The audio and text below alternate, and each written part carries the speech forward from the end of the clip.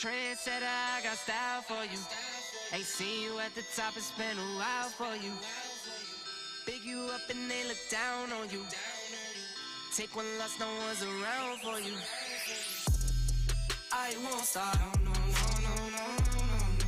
I won't stop, I won't stop. I won't stop, no, no, no, no, no, no. I won't stop, yeah. I'm so handsome. All in Carmine's with my Benz, I'm so fancy. No romancing. Got my baby and she right, she make you vanish. No time to play, got book dates. Had a plan, only had to wait. Always knew I'd make a way. Send a bill, they send a pay. Keep it real, keep the record straight. Keep it real, no time to fake. All authentic in my own lane. I am me till I'm in the grave. Trendsetter, I got style for you. Ain't seen you at the top, it's been a while for you. Big you up and they look down on you. Take one loss, no one's around for you. I won't stop, no, no, no, no, no, no, no, no. I won't stop, I won't stop. I won't stop, no, no, no, no, no, no, no. I won't stop, ooh, never panic. Get a worry, send it up and then it vanish. Yeah, I can't stand it. Out of order way you move and see you scrambling. On offense, no defense. Still strong, no weakness. Used to say I wouldn't beat this. Now they wish they could beat this. Tables set, now tables turn. Guys playing, don't say a word. Know the price, cause I know my worth. My time, get what I deserve. Trendsetter, I got style for you. Ain't seen you at the top, it's been a while for you. Big you up and they look down on you. Take one loss, no one's around for you. I won't stop, no, no, no, no, no, no, no. I won't stop, I won't stop. I won't stop, no, no, no, no, no, no, no. I won't stop. Welcome back, everybody. Monday night. We had Monday day a little last night, or Monday morning. Whew. Got a little tipsy. Hadn't done that in a while. Felt kind of good. Glad you guys came along with. But today we got a new day. We got mixed teas. I'm sure a bunch of you gotten to take a look at it, but we're going to take an in-depth look and make sure that we got the right sets of clubs for all of the courses going along. Make sure there are no pitfalls, and then kind of establish what Golden Tee Par is going to be and what the maxes and minimums are going to be. So without further ado, we're going to start with the first invite I've got that's on one of those courses, and we'll dig in. Maybe also take a look at the events mode too, but we want to see what these are about. I think we played a couple after midnight. I don't really remember that. That's good though. All right, so we got a heads up. Let's see. All right, we got Monty. Let's take a look at Monty first. Hey, Bryce. Hey, Mike. How you guys doing? Entertainment for mouth. I think this is entertainment for you guys. I'm not even sure who sent that, but we're definitely going to entertain. Hi, Marc Gomez. How you doing, buddy? All right, so one can still be drivable, but if we get this box, this is the original tee box. I believe the squares are original, circles are going to be new. So we just put this ball out here, but know that par can be -2 through 1. Not going to get it all the time though. And the dar. Oh, I thought we were starting the day off well. Yeah, I must have tweaked my back a little bit dancing around last night because I'm awfully sore today. I'm going to say this is not there, but can be. So, both holes can be eagleable. I don't think we got it this time, though, so I'm going to lay back. With that pins up close, that would have taken a big poke. Somebody might get it on. I'd rather give myself this opportunity for a hole out. I thought I had that too. All right, we're not off so far today. There you go. All right, so now standard par 3. Okay, so this one's up higher than it normally is for us. York City. Not upset with how we're hitting. I feel okay. Not too bad.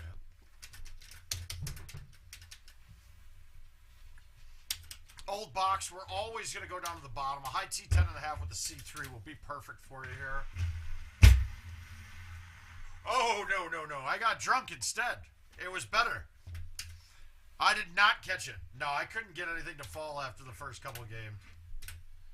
So then I decided, oh, maybe wine will help. And you know what? Wine did not help. Did not help at all. But we did drink wine and sing a lot. We're doing well, Andrew. How about yourself, bud? All right, no changes here.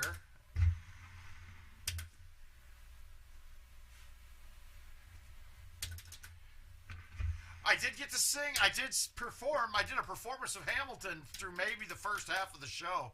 So that's good. All right, so this is a new box. So the new ones are circles. The old ones are squares. So this is pretty mixed up. But really, par could have gone up 2 strokes so far. Now, on Monty, on both the old and the new, I still played with the low tee, with the 8.5 driver. I like that here. Yeah, I'm coming down to the riptide. Yeah, I was on it. I was feeling good about it. All right, so we got a new box again here, but this hole's going to either be, it's going to be an eagle anyway we look at it, right? It's a par 5 on the old and par 4 on the new, so not changing par at all.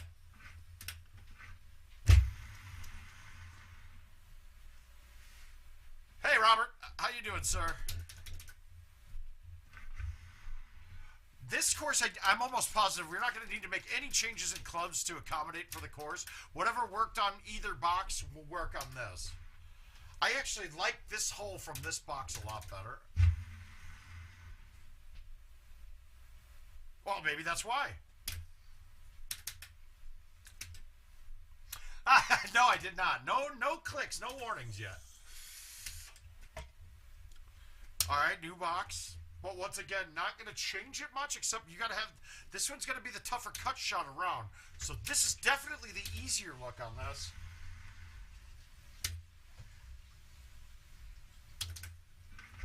So technically, par could have gone up another stroke from what my score is. So you'd be looking at a 16 front.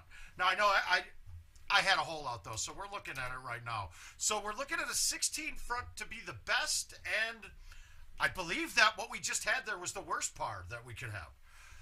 So 14 to 16, it looks like on the front. If I make any mistakes on this, guys, I'm not infallible, and I don't nearly play 2021 as much as a lot of you may have. So, Jay Ware, how you doing, sir? This one's not going to change par at all. Now, it can be driven occasionally. I don't recommend trying it most of the time, but it can be there. We'll put this up on the island today.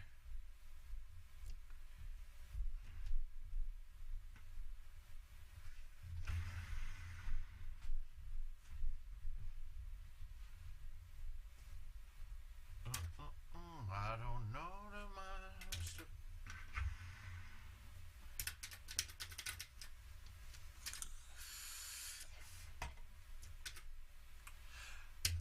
I'm quite embarrassed, though, with my tolerance. The fact that I hardly been drinking, man. 1 bottle of wine put a dent in me. No change here on par. Just a little bit different angles coming in. Pretty similar hole. That one, that tee box there, the new one, is typically more of a straighter line you can get in, but you got to go over the top of the mountain more. No change in par for this.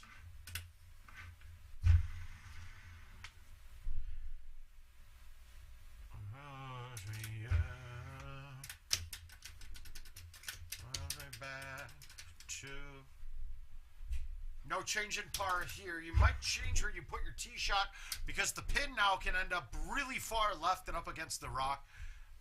If it's up against the rock from the top left, this isn't as good of a shot. It can be used still, but it's a little bit more challenging to get it up to that pin. There's Jill's. Jill's over there. Look at her. That's a good husband taking out the trash. I just got a middle finger pointed at me. That's good. All right, this one's going to change a little bit, but not much for how we play it. It's still going to be a cut around.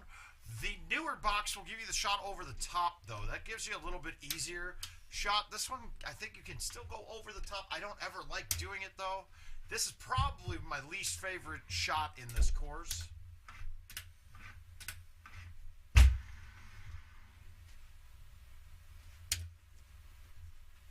I think she's gone, guys. All right, so we're staying pretty well here. We got the one better going. Nothing's going to change much here. Just the looks. One's uphill, one side or downhill. I like this shot for this. The high T thumb 4 gives you a good play with the pins in the far back of the screen. If it's up front, I generally try to hit the 5-iron, murder it with bite, get it to back up quite a bit. Oh, no, it's a recycling can is all I put down here, so I don't need a bag in it. And honestly, that is I always forget to do it, not her. She's on top of things. She's very detail-oriented. I'm very, fuck this job. Hey, Luda, how you doing? Oh, hell yeah, Luda, keep it up, my man.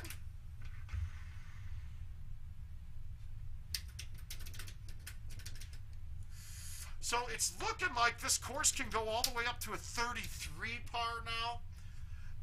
And technically maybe 34 if that one drivable par 5, if that par 5 you get it down the mountain. I don't really count that towards par. It's almost impossible to get it on with stouts.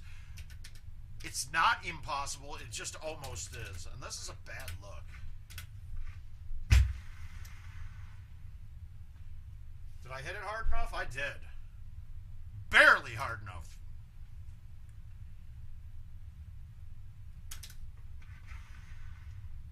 I knew I was going to yank that, but that's okay. So we shot a clean round of 30 here. So you add 1 and 2 pars 32. You add that extra par 5. So it's still only a max of par 32, it seems. Let's see if we've got any other ones, guys. And if I don't...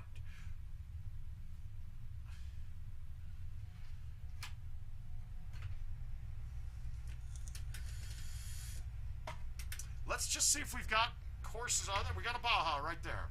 So we'll take a look at Baja right now. Just now. This one could change quite a bit, I think, too. All right, one's not drivable. Wow, that sucks. Coming to think about it, it's probably going to be 50-50, drivable, not drivable. So we know one can be drivable. It's not right here. Oh, well.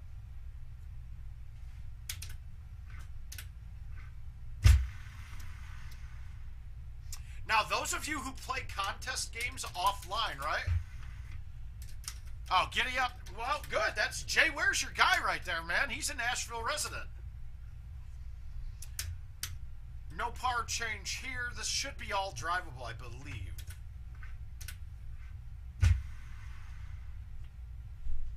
We're going to see, though, even though par changes...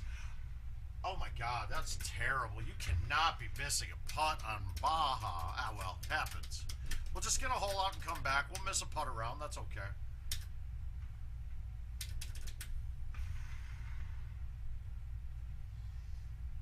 Hey, David Sammeyer. How you doing, sir? Aim, I have the same. I had the same issues as everybody else. I don't like the button placement. I don't like the touch screen where it's at. Otherwise, though, everything about the machine otherwise is very operator-friendly. I like the upgrades in hardware that we saw there. I like the upgrades in hardware and what future-proofing that we'll have there. So, in all respects, price point is good for the product. It's just the button thing, and I'm sure that eventually they may come out with a different board with different button placements on it for us to use. But otherwise, we're going to get used to it too. So I can't really make any judgments too bad on it. PGA courses. With it now not being beta, has anyone gotten to play the PGA courses again? I don't believe you're going to be getting casual setups anymore on it. So they should get a little bit more challenging with greens and winds. But I don't know if they're going to plan on keeping it. We're going to try to get it on. Oh, if that caught a good kick forward, that would have been nice. So how are we going to attack this? This is not the best thing because I don't know if I'm going to be able to get around or through this cactus. We're going to play it right over it, though. We'll take it. The dog days are gone. Alright, so new box. I don't think scoring par is going to change here because it's a par 5 from the other box, but I don't remember. I don't think par is going to change much.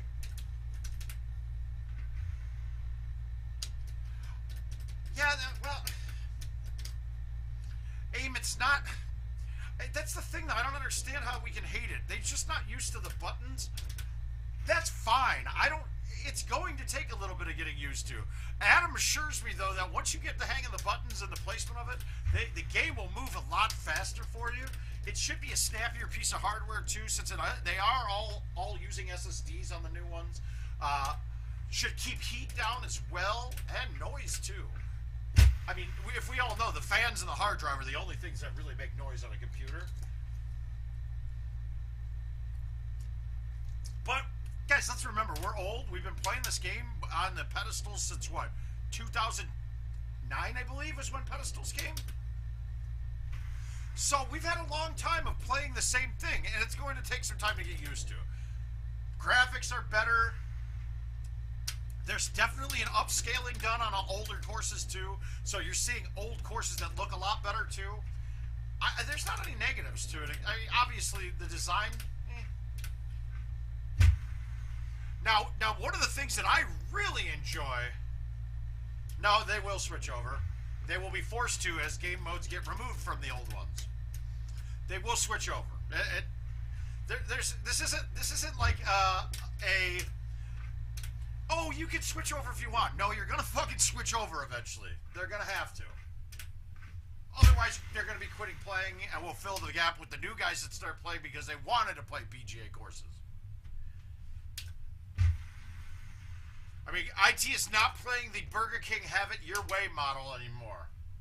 These are all going to be very, very similar machines when you go from a different location to different location. And that standard should make the game a lot more competitive for everybody, too. One of the things I do see happening, though, that's going to piss some of the players off is that vendors that do put the new machines in are not going to give you your normal pricing. They're going to say, well, we got to eat the cost of this new machine. So then we're going to be stuck, you're going to get stuck paying or going and finding a new place to play.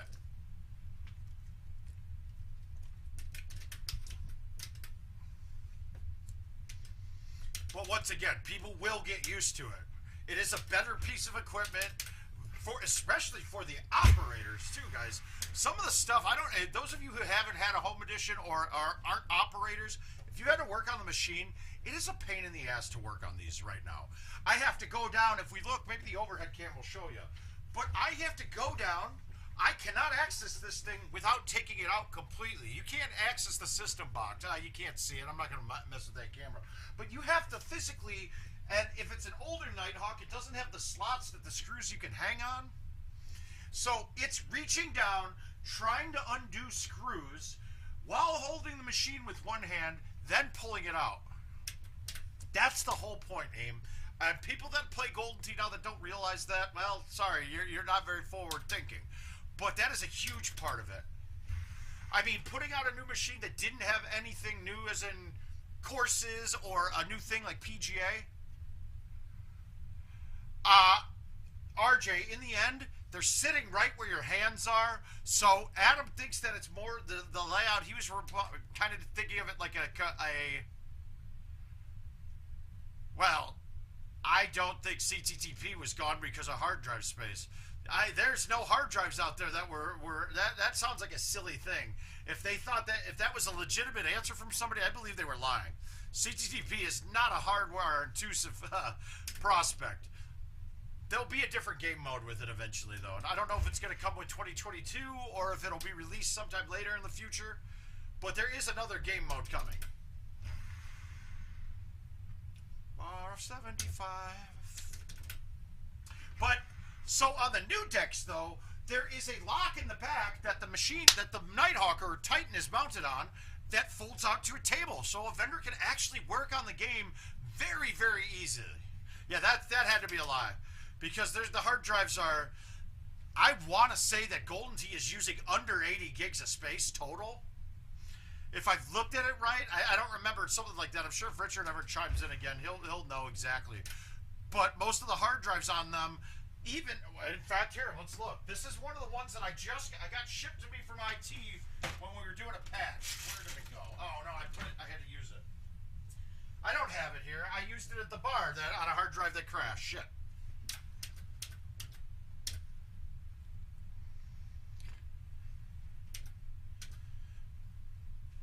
Buttons are wrong spot. Yeah, I think so too. I said that same feedback.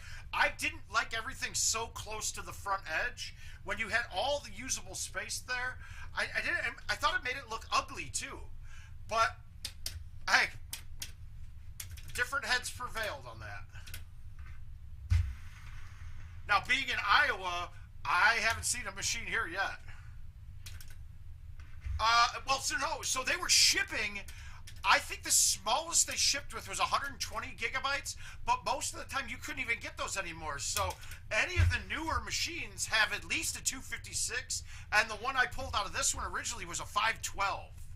So there was tons of unused space, so that doesn't make sense. On my way home,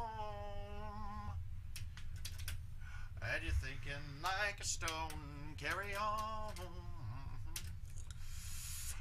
Bryce, I kept cutting my finger. Now, Bryce, you're a younger man, right? You're younger. My hands and body are a little bigger than yours, so we can't judge based off of you. Yeah, and I have a feeling that some people will be adding a card reader to it. I do miss the card reader, but I also do like NFC. And whether or not you're going to get into NFC, it's actually a big deal with getting more people involved in the game. And I'm not even just saying players. It allowed Google and Apple to get involved with some of the development because they're going to be doing some cool stuff with the NFC. Yeah, you'll get used to it. I did it too. When I played on it, I was hitting the wrong button all over the place. Imagine playing 100,000 games with the buttons the way they are now and then having to change it. My mind is going to be totally blown. Yeah, this release that just started now it's still limited, guys. They still don't have parts, and it's not on them. It's not their fault. They're trying. I think the last that I heard is one of the chips that was on the I.O. board was actually the same chip that BMW was using in their newer cars, the 2021s and 2022s, and they just bought all of them. So IT had to come up with another chipset solution for it.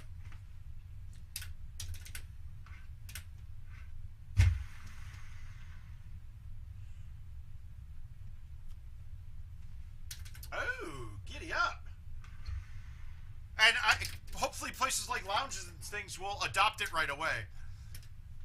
Now, it's a question of, too, now, when we start getting them, when they start coming out, I'm curious when PEGT will get them as to get used to them for tournaments. Now, obviously, I had thought in my head that, my God, they have to get these to PEGT right away so all the players go demand their vendors get them. I would say that. I'd say that too, Gravy. Ah, there we go. We got a hidden too. That looks like we're gonna have all of these. I don't think par will change much. Yeah. Okay. That's. So if you're fitting 80 gigabytes, dude, hard drive space is not the problem. It really wasn't. I got a feeling that that's a lie. That would be like saying that. No, it probably won't. And I was getting into that. So I was like, wow, why isn't IT giving it to them first? And then Adam tells me, yeah, we could give it to them first, but then we're going to have, I mean, only 6 to 8 of those machines are in use. The rest of them are sitting in storage. So why would they give them out to have them sit in storage when they can have them out in the field? That makes a lot more sense to me than than being disappointed. And he was right. So remember, guys, as much as we might not agree with a lot of the systems, yeah, it's the GTPGA app, Chris. That will be the only way you'll find the new ones.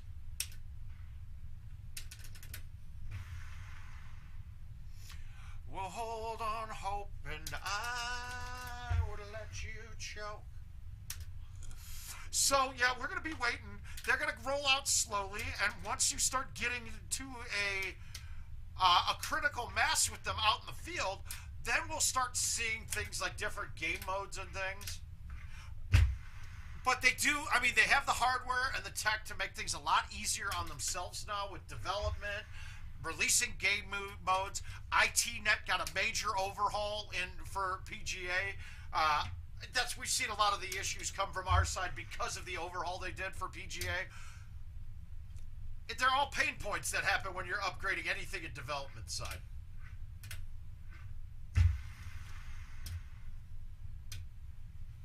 I mean, you would be baffled at all the calls when I was working for Microsoft, all the customers I had to deal with because we did an update of something and now it won't work with any legacy systems. So we had to go through and find gosh darn patchwork ideas in order for their legacy systems to work. Imagine that on a grand scale with IT as well. It's the same kind of thing.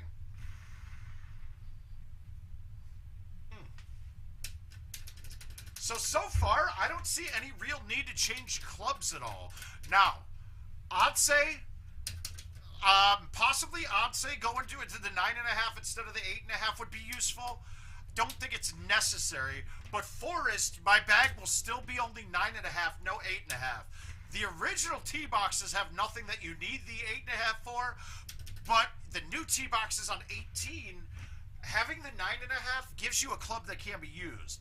Even though 99% of the time I'm hitting a low tee 10.5 on 18, having if I got a big wind in my face and the pin at the bottom, the 9.5 can go through that gap with no high tee. The 8.5 though, going through that gap with no tee on it, it will be coming in too hot and low. So the speed that you have to hit it to get it over the edge onto the fairway will cause the ball to carry too far on the bounce, or have it be a harder shot to stick that green. So that would be the one course I'm going to really be paying attention to. I'd say par now. I mean, it could technically get up to 30, I believe, being par. If all things are perfect, where all the holes that were not drivable in the old boxes but were on the new ones, if they all happen to line up that way. That also means it could go the other way too, so par on Onse could technically drop from 27 to maybe 25 even. We'll have to see. So Onse's going to be the big fluctuating, it's going to be the biggest fluctuating par in my mind. Be somebody for someone, no, I want to be somebody. Coming home, I'll never be somebody for someone. Nope, still playing it over here. I don't care. Be somebody to someone. Hi, Neil. Hey, buddy.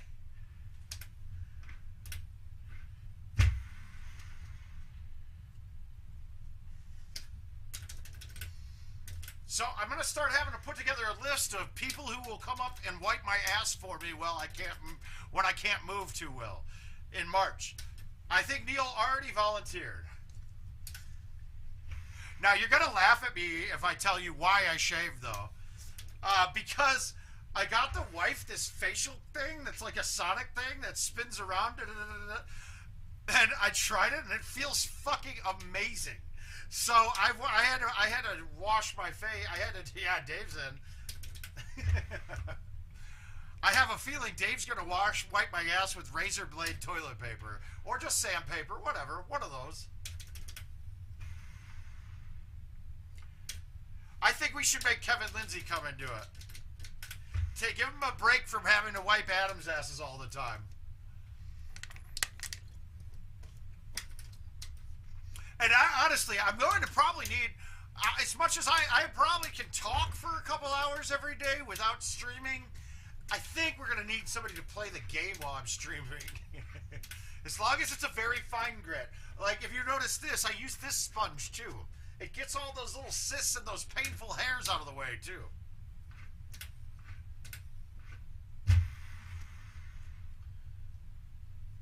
I think the worst part of the whole thing, I think I'll be able to play Golden Tee. I don't think I'll be able to torque into the ball, but I'll be able to thumb, I think.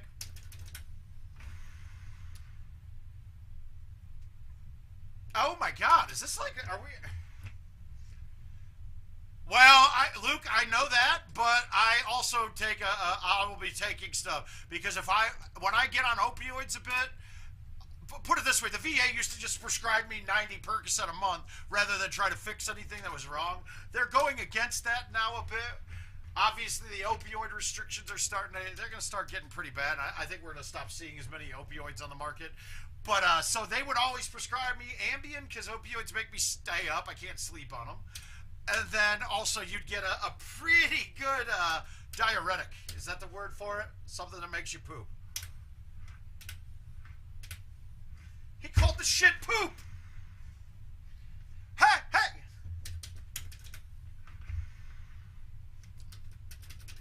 We're already playing better than last night. Oh yeah, that was their job. And in fact, one time we went in and I went to an appointment, and this is Jill being my girlfriend. I went outside to smoke a cigarette. And the doctor comes out and called my name, and my wife's like, and Jill was like, oh, that's my boyfriend. And she's like, oh, here you go. Here's his prescription. And handed her, like, they just didn't give a shit about the pills. It was crazy. Well, that might very well happen, Luda. Now, I will say this. We are totally against... we're a little bit in the household. We're not up for having straight people we don't know back here yet. That was a little, I mean, the last time was a little bit heartbreaking for us and still shook us a bit. So, oh no, well, and Jay, that was my problem with them. Because you're like, oh, 90 a month, that's a lot. Yeah, but when you like how you feel on them, you wouldn't take 3 a day, you would take 6 a day. And then you'd run out with a week left in the month, and they won't refill the prescription until the end of the month. So you'd have a week where you were like a dope fiend withdrawing from opioids. I mean, sitting there sweating, feels like fever. That's worse than the pain that you started with, too. So I've gotten pretty good at not staying away from them a bit. But I do love them. You do feel pretty fucking awesome on them. Although I have now become more partial to taking steroids. That's way better, man. I'd rather feel 18 than feel 18 and fucked up.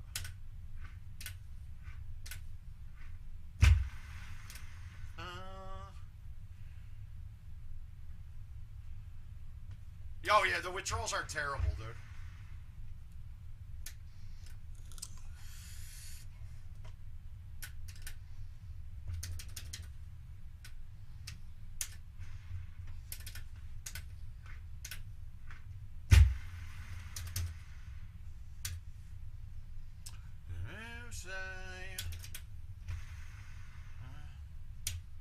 I could see it clear as day. So who's ready for Vegas, man? I know I am. I'm getting excited. So this course is still going to go from 28 to 30. Not much changes to it.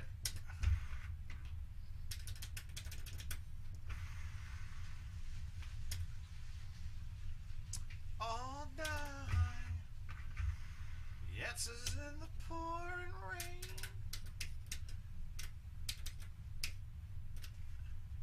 Oh, it is. It's getting close, man. We're getting excited.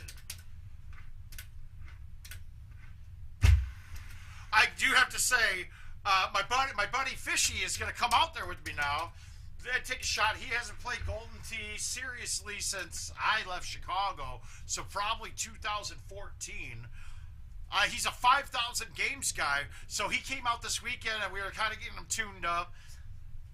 Just getting them sets of clubs built, one for CTTP, hopefully making it in there.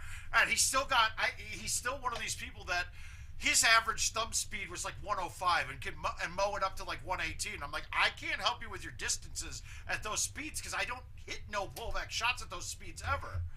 And it was kind of interesting to see a little bit of a change. And they have a benefit when you go that long, but it was so much harder for him to keep himself on lines all the time.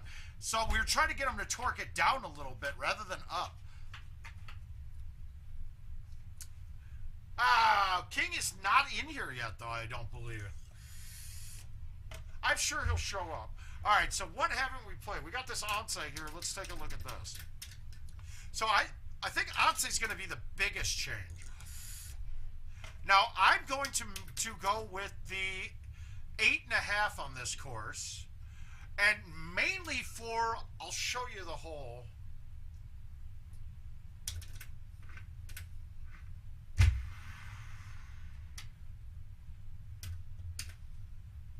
Whoa. I sprayed it. Hi, Danny. How you doing, buddy?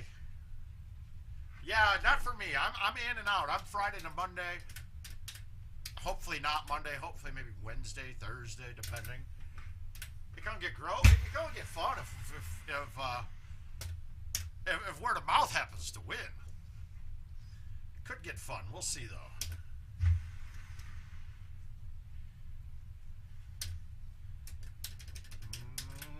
Looking for the answer. Oh yeah. Everything golf related can be a sexual innuendo as well, right? Yeah, we're all getting excited. We're just talking about that, Danny boy. It's going to be a fun time.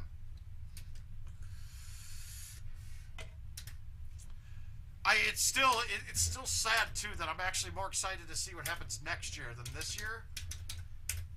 I'm expecting really big things. I'm really expecting big things in Golden Tee altogether. The land that the chia. That was the hole, but we didn't get the setup. I gotta say, those open play nights, I'm gonna be back up in the hotel, man. I'm just playing a couple games, but I'm glad that hopefully people are getting there early enough to start breaking in trackballs.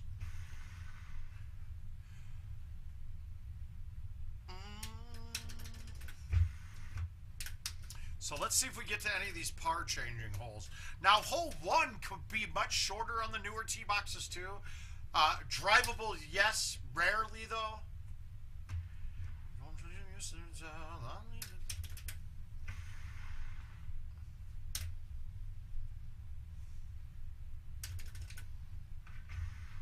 No, absolutely, man. We got to take it serious. Especially those of us that have been living like they're retired, even though they're not retired by any means, nor should they be, for the last few years.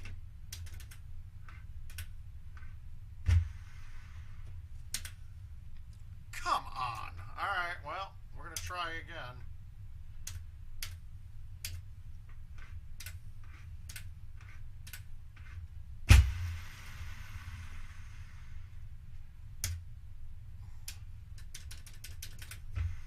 I didn't see what the amount was. Oh, the other thing too is I jumped on the room block right away.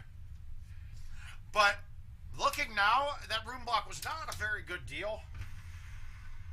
Fine, I'm okay with spending a couple extra bucks. That's all right, but I think we're paying. I think the room block I was paying $135 a night and $100 for one of the nights, and they got rooms right now at $65.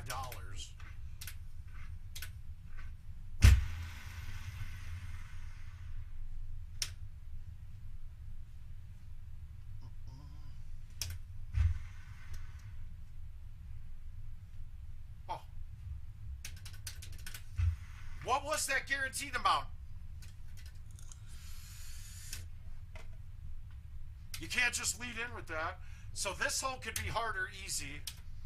If you do use a different set of clubs for this hole, make sure that you have that in your bag all the time.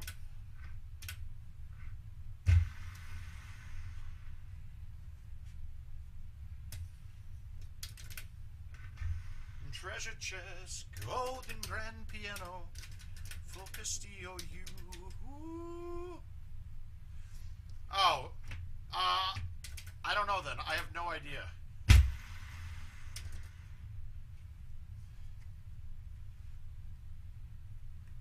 Put your bets in now. I'll find out.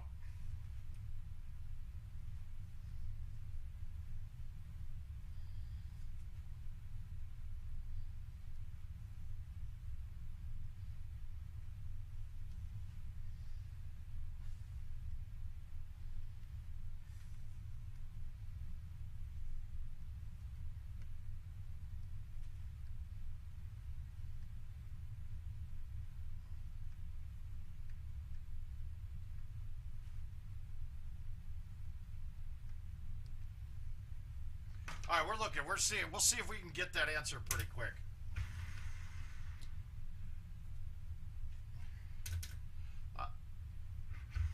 Yeah, we might. Who knows?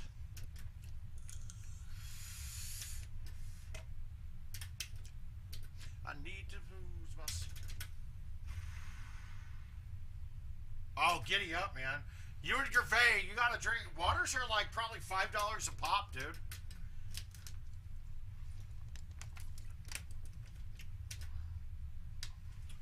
Will I get in trouble for carrying a bottle of Mio around?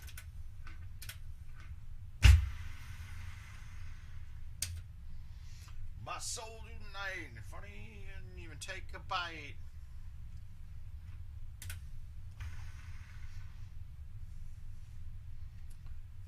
Is anybody gonna put a guess in either? I don't think it is. I don't think you guys will deserve the answer if I don't get any guesses in here.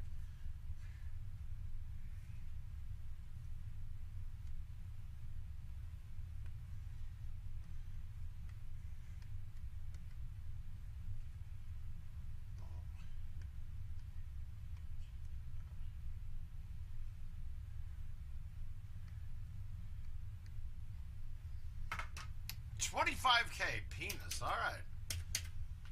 That's awesome, Andrew. Good job, buddy.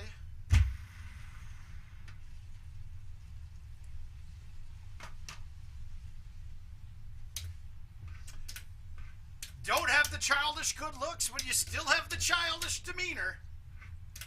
How you doing, though, bud?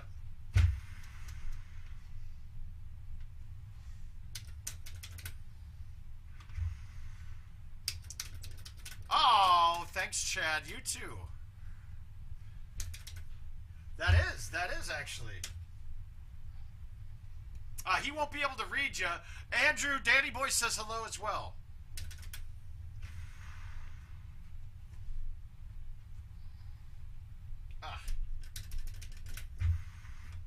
He can read what you type, but you can't read what he types. Facebook doesn't allow my bots to post back into it.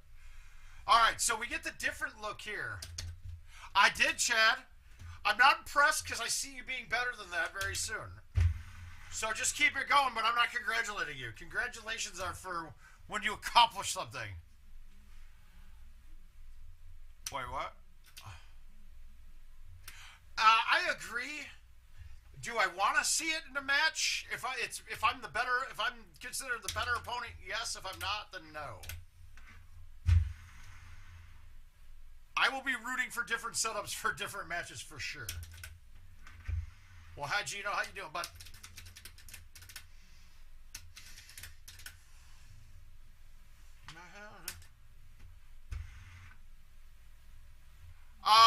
It is. Once in a while it can be. I've gotten over it. I've gotten through with the C3 once too. It's just, it's just with the fact of how temperamental C3s are. It's just I can't plan it, so it's not something that it's a crapshoot if you're gonna catch a 156er with it all the way out going that way.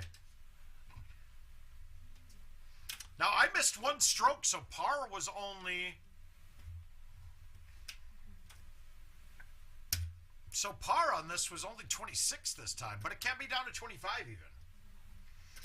So this course is going to be one that people are going to hate getting in handicap matches as well.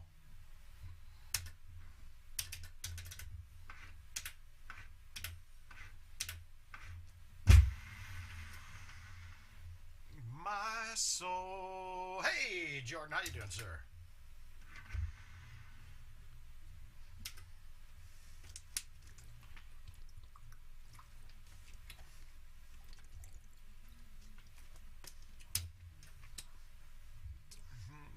Losing my eye. I struggle to find any truth in your lie.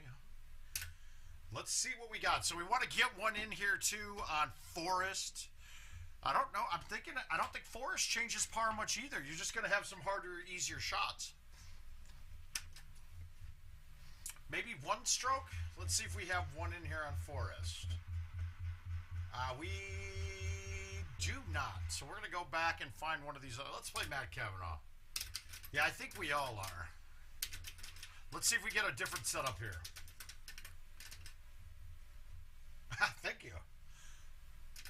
Escobar, man. I need to talk to you later. I need you, if you know, I need you to know, I need to know if you know anybody out there. Yeah, we can play Mayfield, but Chad, you should be able to play Mayfield. You shouldn't really need walkthroughs on that one. It's pretty self-explanatory. We get a farther back box. No need to try to get it up. I'm not going to get it close enough for a chush. So we'll play it back here.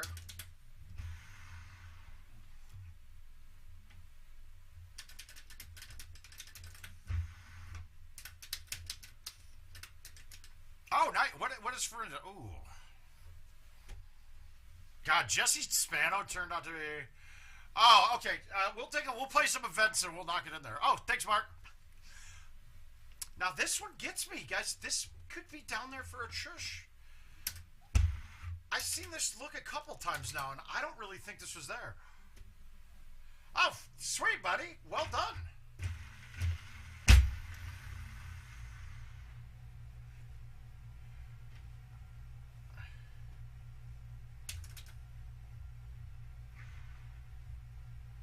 How did that miss that short? Whoops. I can't miss that chip if we want to be there.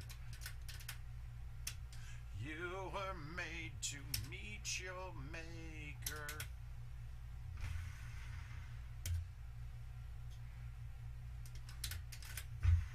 My soul. Alright, let's see who responds first with the answer to that. So, the reason I'm going to carry the 8.5 though is this hole, but it's when you have the shot going through the trees. With the 8.5, you can hit it harder so that it'll still hit the hole. I mean, still hit the hill and bounce up. Hey, girl. Yeah, but okay, so going back, obviously,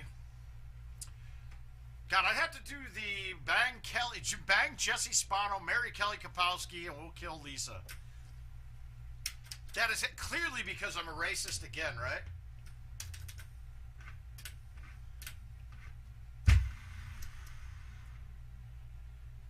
Did I get it up enough? Yes, perfect.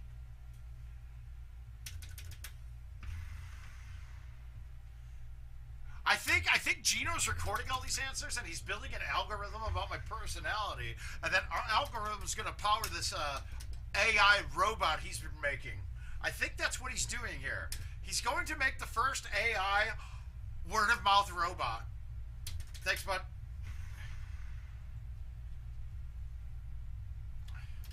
Actually, knowing Gino, it's going to be an AI sex robot with the taste of word-of-mouth behind it. That's why he's asking these questions, dude. All right, we got Mouth and Hazard. Giddy up, Randall. Thanks, buddy, for sending. I mean, I don't know why he needs a robot. He could have just had the real thing.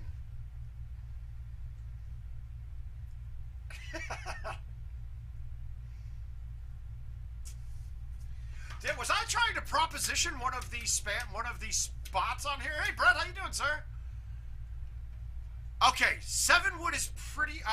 Brett, what I want you to do is on Facebook, hop on word of mouth, and the first thing you're going to see is distances, right? Look on the first post on the word of mouth page is these distances on those clubs. I did a good test defining the differences between the 8, the 7, and the 9-wood. But basic premise is you're losing 4 yards of distance to get like 30 feet of height with the 9. The difference is, though, the 7-wood is pretty accurate on its distances. The 8-wood is off by about 5 yards, and the 9-wood's off by about 10 yards. So it's a choice. It's a choice there. You got to get used to the 9-wood, though. But here's the thing: being that it's off by that much, yeah, it is. It can be my wang. My wang is a blue towel.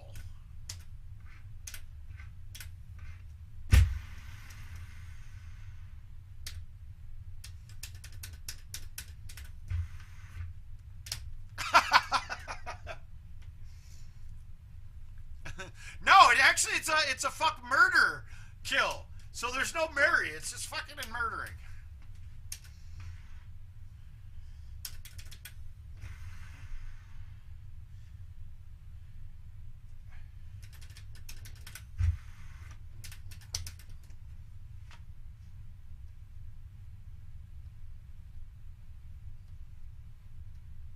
Uh-oh, we got to play a match against Evan Gossett in the non-handicap Jet tournament.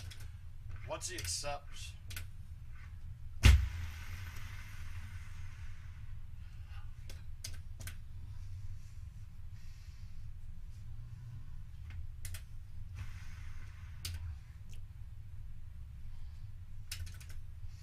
I'm still surprised that to this day, we haven't had another banger jump in on the stream and say that something I'm saying is incorrect. It's because it's not. That's why. They know better. They know better, but I'm waiting for the day. All right, so I play this a little different. A lot of people do the shot through here where you're hitting like a high 6. Nah, that's too risky for my sense. Where is it? Here.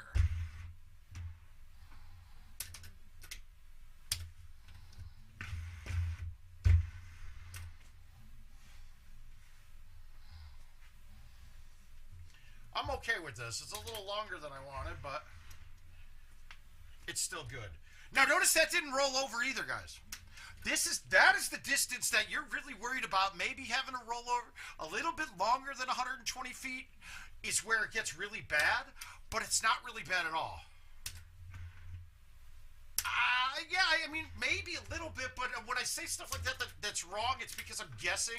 It's not, but when I say it's factual, I'm putting data into it, guys. There's research behind the things that I say.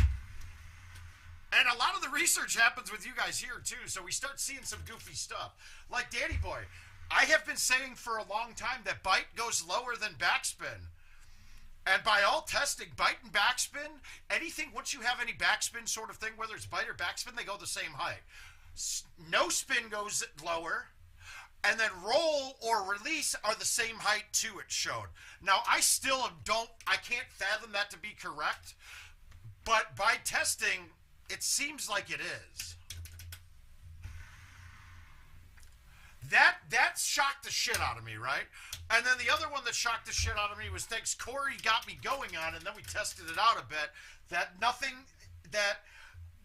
And I think he was we had a little bit different theory with it, but the stuff that he sent me made me realize something, that you cannot pull the ball going outside of the A or the C doesn't matter.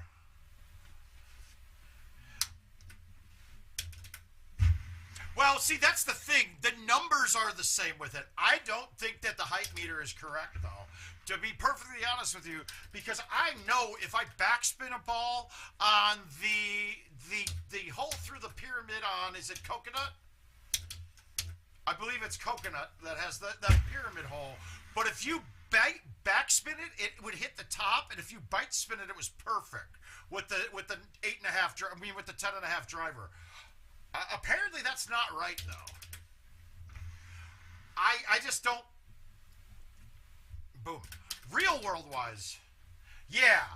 And that is actually a big game changer for me, for somebody who played for so long. I always thought you had more cut the closer you got to choose club, and you do not.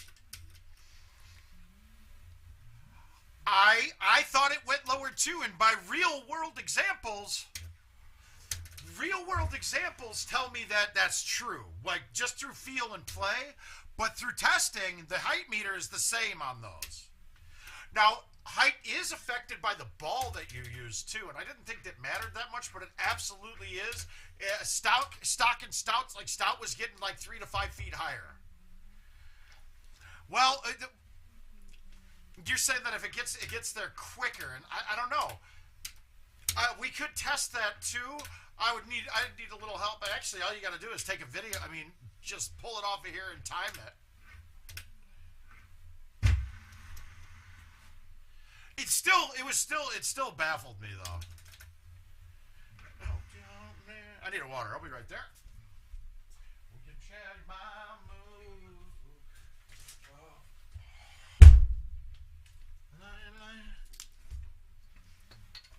I knew you. I wish I knew you. I knew you when I was young. And RJ, I think we all thought that, and I still kind of think that's right. Okay, so through my testing there, the max distances were all the same. Except Vanguards went like 3 feet longer still.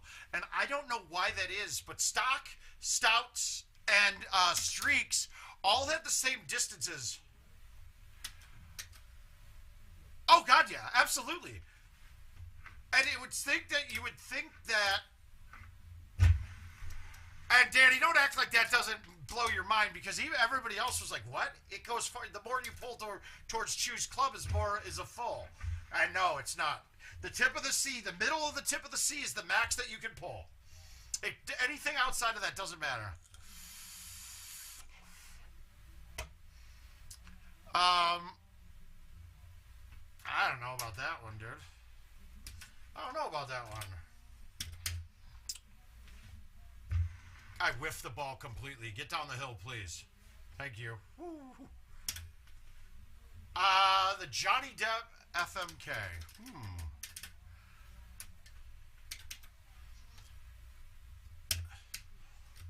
That's a tough one, man.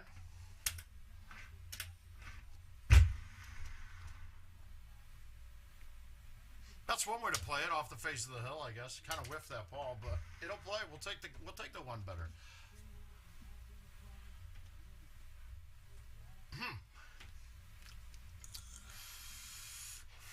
The way that was verification, though, was that YouTube will only show it pulling to the tip of the C whenever that happens. I guess I'd have to kill Edward Scissorhands, marry Donnie Brasco, fuck Jack Sparrow. I would think if I don't kill Edward Scissorhands, that would get dangerous.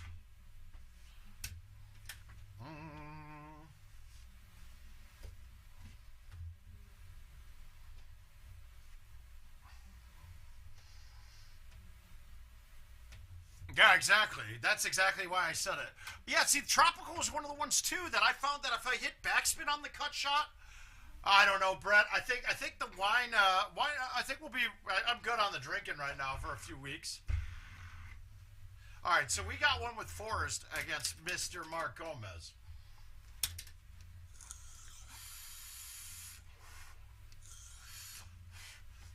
Yeah, no, that's exactly why, though. Yeah, I know it now. You're preaching to the choir. Like I said, on this course, guys, old or new, I'm keeping the 9.5 here. It doesn't matter to me. 9.5 driver, just because I want that extra club to use on 18 if possible. Otherwise, there's not really much that changes on this. Oh, and actually it does, because if you're going to only carry one of the two, the 9.5 also can clear one of the trees on 14 or 15 when it's quasi-drivable. I'd love you. She wrote, fear. But when I told like Haas and Luna, they were like, what? And I was like, yeah, guys, it doesn't matter what you pull outside of that. Everybody's like, no, that's crazy. And sure enough, it's dead on right. But the mind-blowing part of it to me isn't necessarily about fulls. It's that through my whole history of playing Golden Tee, I thought we had 180 degrees of pullbacks, right? And let's say each click is 1 degree. But no, you only have 90 degrees of change on it. So you got to double that. So each click is like 2 degrees, which means that you have to be twice as accurate on your pullbacks than you think. In theory, obviously.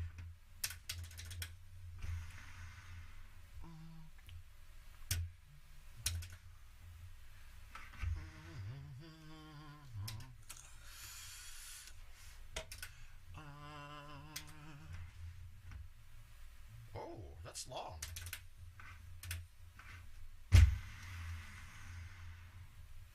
Get away and stare at me.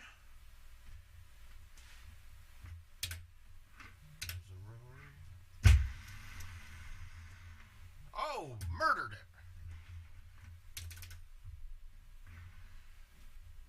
2 kids, you and me.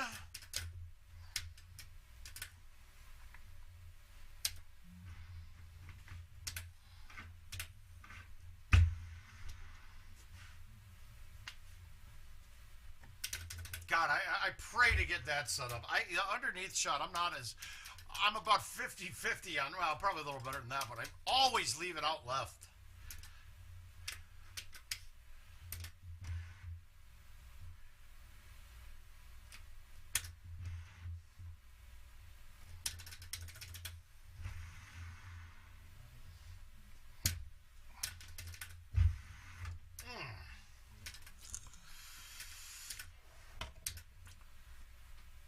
right, pins on the front left. I'm going to actually go left this time.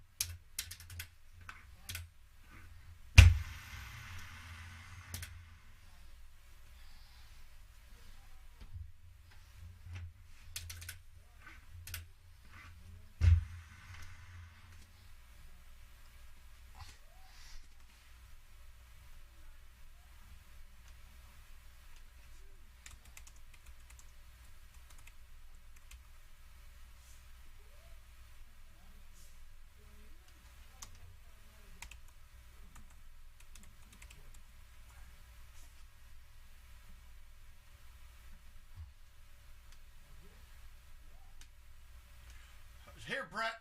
Here's the... Whoops, I gotta close this. Give me a second. I'm getting you the clip for the club test on YouTube.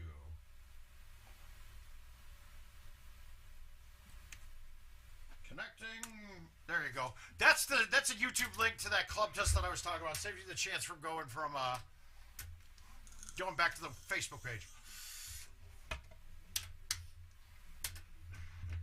You are welcome, kind sir.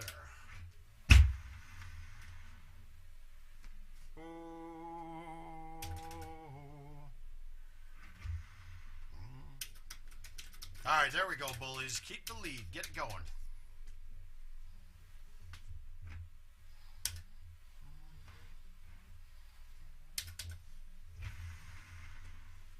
See how long that goes with just a straight? It is a long. It goes longer than the distance shows, for absolute sure of it. I still didn't want to pull that all the way to the back of the box, because if I didn't hit my thumbs at 85 or so, then that ball could have backed in. Good night, Danny boy.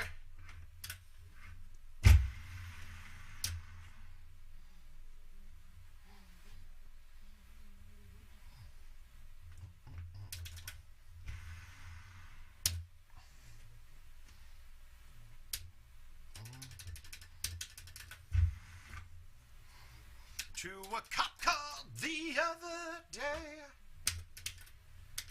He just drove from my life's okay.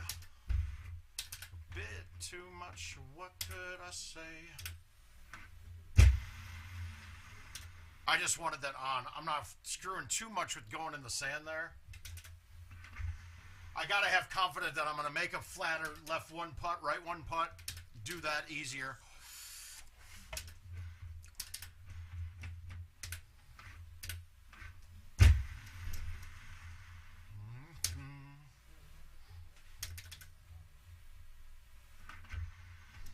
I wish that was one thing I wish that they'd include on PGA. Rather than a height meter for the ball, an elevation meter for us. For how high you are from the pin.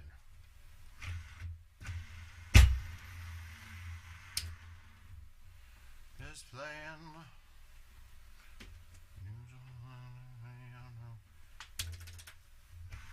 Exactly the same day.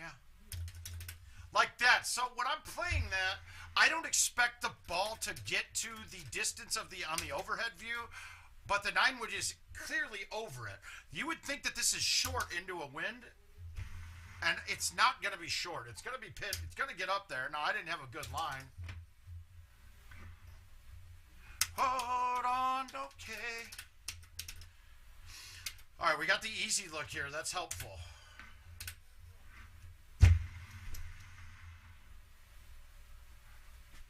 I'm pretty much always hitting the fairway first, or first cut, whatever you want to call that, and letting it bounce onto the green then. I don't want to hit that green on a fly and have it risk trickling back down.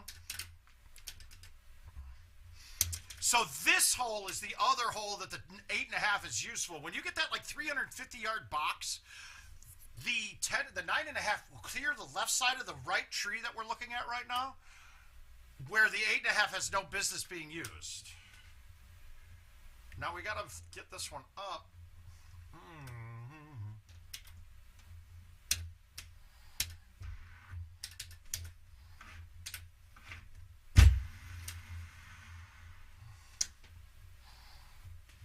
Is that okay? So we're only at 24. If we were at 25, I think this would be a putt, a good opportunity to putt. Wow, I thought I had that. float on. If things get heavy, we'll all.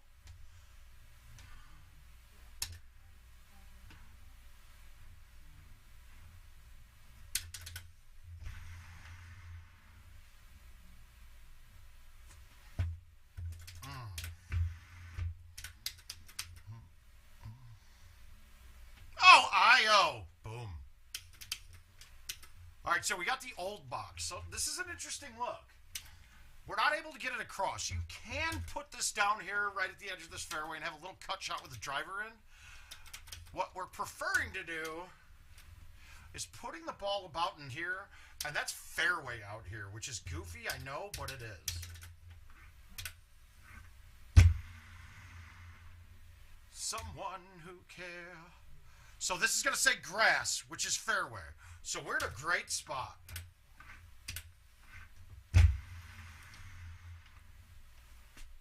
Yeah, in the grass is you. And that is one of those things that I can't stand on these courses. Like, that's like a hidden fairway there. There's no color difference between that and heavy rough over there. And when you're in the heavy rough, that shot's really tough. But it's a spot that's about the size of a tee box over there that is going to be grass in that area that I was in. You'll have to play around with it. I don't go that way. That's the last spot that I'm going to go. Depending on when. I don't like putting it at the edge of this first fairway too. If I can go across the water, that's going to be the play almost every time.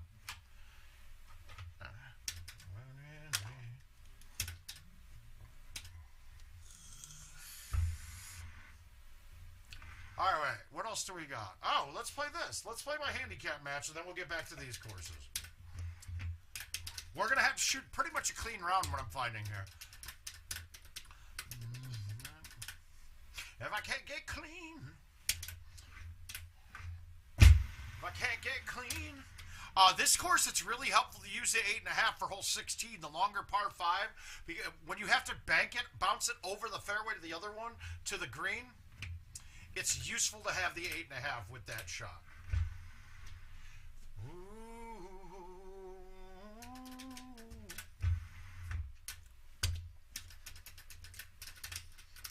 God is shaking, hands are aching, bugs are all over me.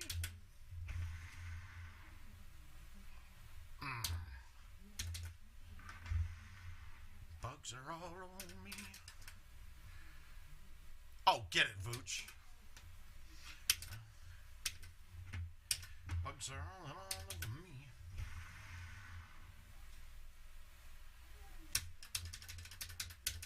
We're just burning through it. We're gonna get point. Let's point every hole. How's that sound? I think that sounds like a good idea.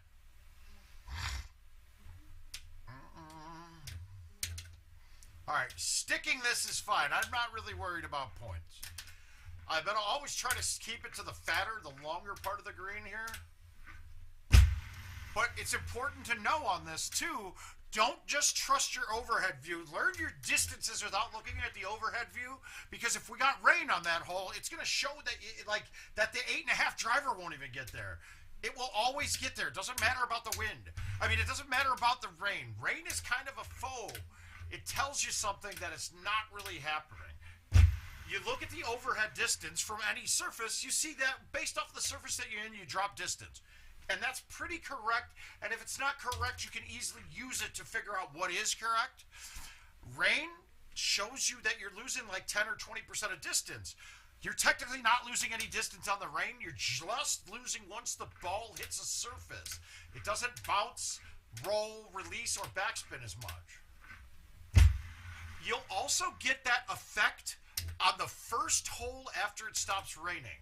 So you'll see it's got like a haze over the air, and the greens, you'll see you can see the moisture on it. After it's done raining, once you get that, after that one hole that is no rain in the air, but it's still grayish out, no, it's kind of darker, overcast skies. After that, you'll be clear, and you'll have no rain whatsoever the rest of the course. Hi, Sean. Fell here into my arms.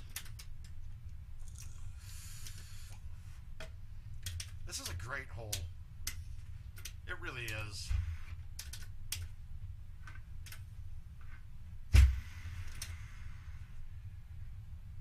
Especially when you stick it.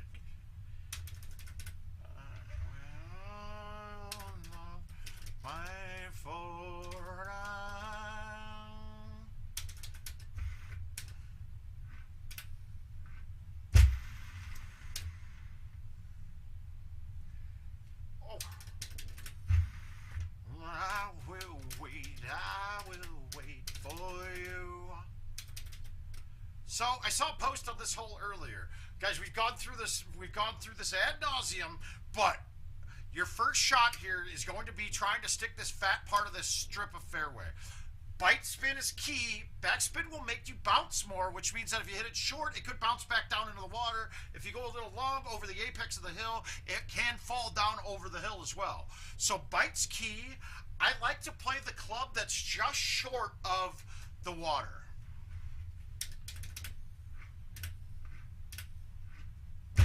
Because we know that we're actually at pretty much all speeds when you're pulling back and hitting a ball, you're going to go a little bit longer. Oh. I will wait. God, I expected to be playing like shit today because I'm kind of hurt. Yeah, it is a lot like that, only this one's got a lot more risk to it. Long or short, you're screwed. That one on Forest, if you hit long, you're wet, but if you go short, you typically can get up and down.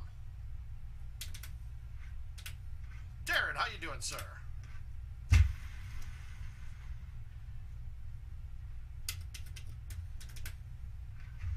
As well as strong. Hey. Corey, I played all of those invites with you already, too, just so in case you didn't notice. Eyes. Come on. Well, you are very welcome. Thank you for the courtesy. I'm rocking the PEGT Tour shirt today, hence with the little mouth in the back. We're good there. But guys, be sure, Wisconsin's coming up right after. It's the weekend of March 18th, so get signed up. It's the first weekend of basketball, of the March Madness tournament. I, unfortunately, won't be there. I'll be getting back surgery that day. Hopefully, you guys will get me virtually. We're trying to work out ways to get that, to get me not be as bored sitting at home and do some commentary for you guys. Well, I'm sitting back here pissed off and hurting. So you might get a loopy mouth commentating all hopped up on pain pills. Oh, it's still happening, right? Yeah, unless COVID happens. Right? If it just so happens that I get COVID and I can't do it, well, then we'll... Or if my doctor gets COVID, I mean, it's a whole number of things. There's a couple other weird things, too. If I have an open sore, like an open cut on my body, they said they won't do surgery. Which I didn't even think... So I have these wipes I have to use. They look like fucking baby wipes, but they leave like a sticky residue all over you for... I don't know, you got to do it all over your body, though.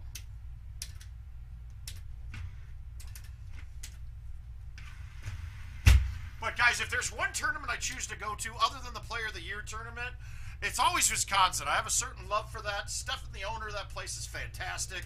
He knows how to maximize profits for himself and to show us a great time. So yeah, for before the surgery, the night before, like you don't shower the day before, but you have to use these wipes. I mean, like they're saying even like a really bad sit could be enough to cancel a surgery, which kind of baffled me too. This is an interesting shot. This is why we're carrying the 8.5. I cannot get to the other side of the fairway. Nowhere down here do you have a chance to get to the green into. So your play is to get it up as far as you can on the strip. Generally, I'm going to hit the 9.5 or the 10.5 driver at it. In this case, I don't have a 9.5. I only have a 10.5. So I'm going to pull back almost straight and then throw it right around the tree. And then I'm going to catch a branch because I tried to get too cute, so now I can't get on in two. It's going to be a birdie unless I can hold this out. It's an interesting shot. It's hard to accomplish, even if you put it in the perfect spot for the tee shot. The second shot, if you have a weird wind and you don't hang it out enough on a C3-ish, it won't have the oomph to bounce over the bunker. Now, getting in that bunker in front of the green is actually a really good spot to chip from, surprisingly. So it's a good spot.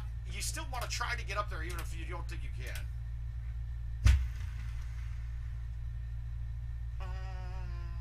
Your man's bigger than I am. Oh my God, we disagree.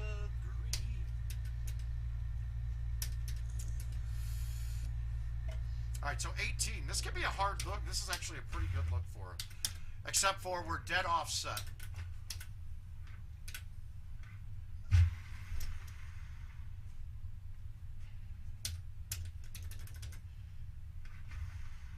Yeah, they're the wipes that I'm giving you guys, any visitors that come to wipe my ass with while I can't bend. I think on Wednesday night stream, I'm going to put the Miami J thing on my neck just to see how it feels, if I can play with that thing on or not.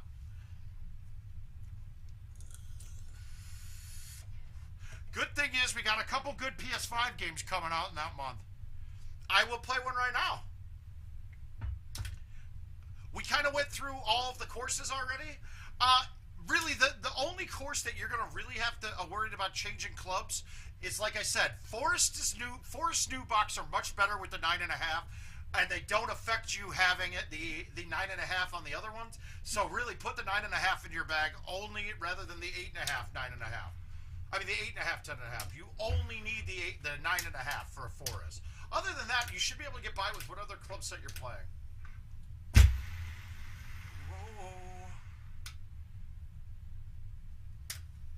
I don't think I can putt that. That's a definite lip. I'm not putting that. I'm not going to make the chip, but we're going to not putt it. Okay, we made the chip. I'm okay with it.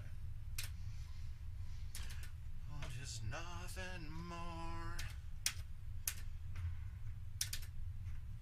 Now notice, a lot of people still want a 3-driver bag here. It is unnecessary. The 8.5 does not benefit you, and in fact, I think the 8.5 can hurt you if you have it in your bag, because you're going to try some shit that's more risk and less reward.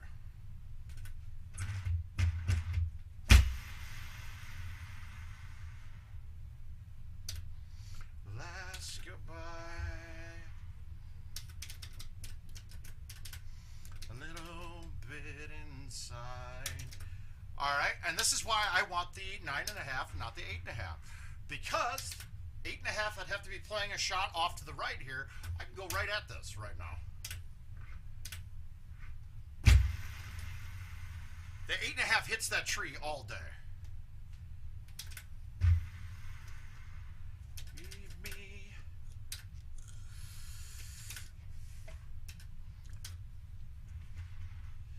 All right, we got lucky. This is a pretty straight shot today. No invisitry there. And guys, if you want to message me, if you want to be on the quality assurance page, that works too on Facebook. But if you guys come up with any shots that you hit an invisible leaf on, that it doesn't look like it hit anything, make sure you send that YouTube replay.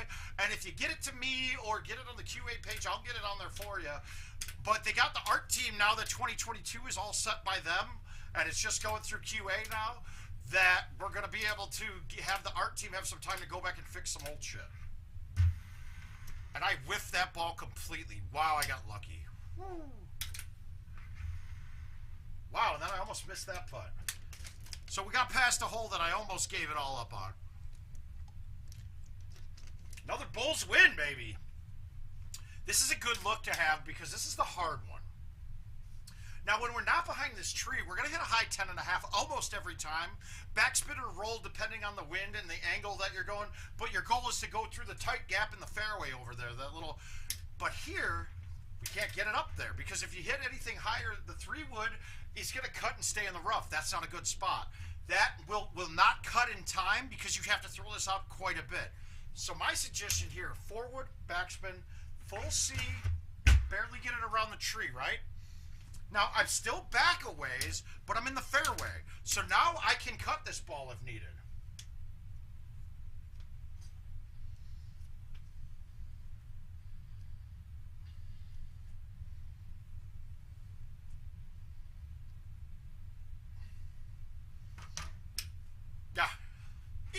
How you doing?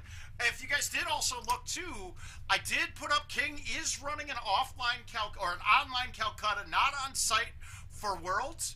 Right now, I believe there's 86 players to bid on, and then you have a field to bid on. Neil, unfortunately, not this year. Unfortunately, you're getting for playing in the closest to the pin, you're going to get a shirt. I don't know if everyone gets one for Worlds, but we'll see. But normally there's jerseys. It's kind of funny. I was looking through that today. I did post on the word of mouth page, and if you're on the Golden Tee fan page, you can actually join in the Calcutta. The one problem is if you're not a member of the Golden Tee fan page or you're not on Facebook, you cannot bid. But go ahead and take a look there, and you can find it and bid on the players that you like right there. Oh, God. Culinary school was a blast. It was. And that was a really bad shot I just hit. Now I'm chipping. Yuck.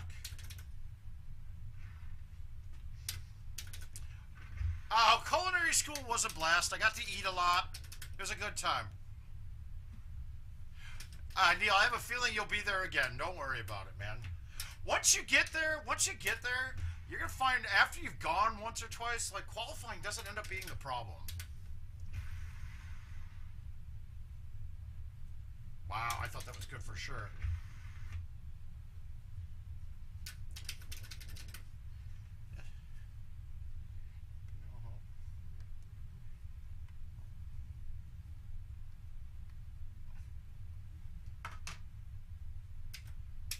You're going to find, Neil, you're now going to change your expectations to being there qualifying every year.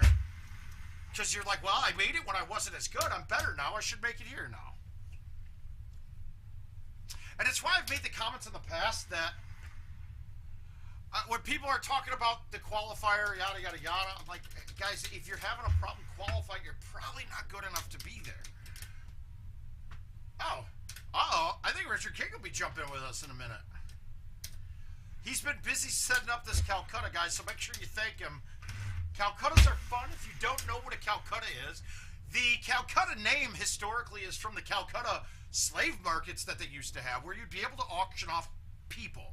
Well, in a way, that is what we are doing. You've had a blast, dude. I know. Go figure. Go figure. You had nothing until you came in here. I got you to go meet up with Justin Clark, Uyghurs, all those guys, and it's been a blast for you ever since. Exactly. It's a player auction. So you get to bid on players. The person that you're bidding on has the option to purchase half of it. But then in the end, you'll get paid on that person. If they're top, I believe it's going to be top 4 and a purple champion. I don't know what Richard decided to do there. And you wouldn't. And Neil, I kept telling you, man, don't worry. These guys are all great. A good bunch of people. And everybody fits right in right now. You got the love for the game. You got a love for some cocktails. You're good. Oh.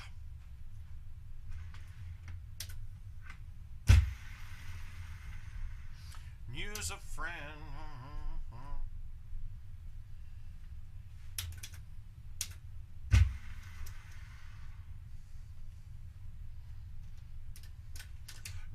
Now, guys, if you're playing at Worlds too, some things are a little weird, and you have to adjust. If the stage setup. Now, for me, you guys all see me. I lean against the deck pretty hard. Hey, Brendan. I'm leaning against it pretty hard. Even my machine moves a little bit. You can see it on that camera. The machines that are on stands at tournaments, there's a chance that thing isn't braced up against anything. And last year at Worlds, I know I hammered a shot and unplugged everything for like 4 machines. It luckily only got HDMIs, didn't shut off power. But those kind of things, a machine that's mobile is a little different to play on. I actually don't. I almost told him it's not even safe for me to do that. It's going to hurt somebody. Oh, get at it, man. Everybody understand. This is a hole everybody has problems with, right? Let's math this out. We've gone through this a bunch. The 10.5 driver will carry, let's just say 350, right? And that's with a little bit of a crosscut. So when you hit a dead perfect 180, I think you can get it about 353. That's with no wind and on a level shot. We're on a level shot here. We've got a little bit of outwind, so we can maybe carry this 355, right? So now we got to see that pin is 379. Now on the line that we're on to clear the water, is that pin 29 yards deep? I'm going to have to say it is. I'm going to say we'd have a 100-foot putt if we were on one side or the other. Well, Brett, all of us did. That was just this year that those changed. So you don't really need both of those clubs. It's great now. You get an attacking club. When I dropped the 7-wood, I added a 4-iron. So now I covered the distance between my 5 and my 9-wood quite a bit. So this is there, guys. I'm sitting here while my opponent's looking at this shot going, oh my God, am I going to get it there? Do I have to hit the 10 and 9.5? I know I'm driving this green.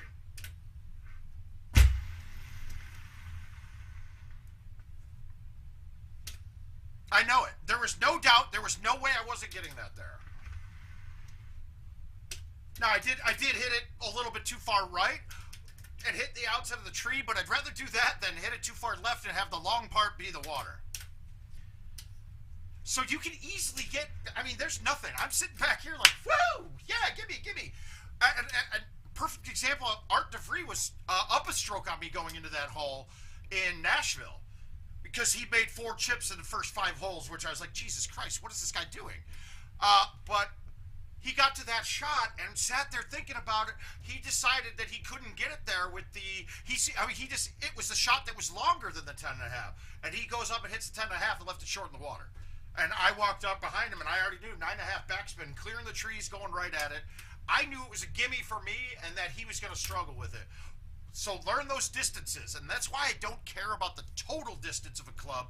I care about the carry distance, because when I'm using a high tee, I'm looking at 2 things. I'm making sure it's getting over the obstacle, and 2, am I going to clear the obstacle?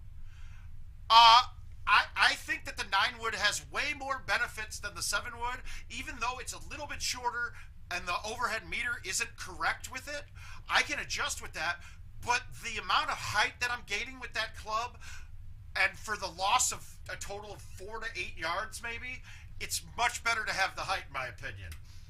My closest to the pin bag, I keep the 7-wood, because in close to the pin, you're rarely going over obstacles. It's typically par 3, so you're not going over anything, but that number on the overhead's more correct. Couldn't have cleared it. Where we were teed off, Neil, the tree line you'd have to go over was kind of right in our face. It would have been questionable, but most likely I would have had to aim it farther right, where I would have hit the same tree that I hit with the 10.5. So yes and no. It would have been a riskier shot because you could have hit the trees on the left with the 9.5. So I'm going to disagree with you guys. To make it, I couldn't have made it with the 10.5. Could I have made it with the 9.5? Yeah, but I could have also clipped the branch going over, dropped it wet. I could have actually cleared the green with the 9.5 too, which is not good. Which is where risk to reward comes into play.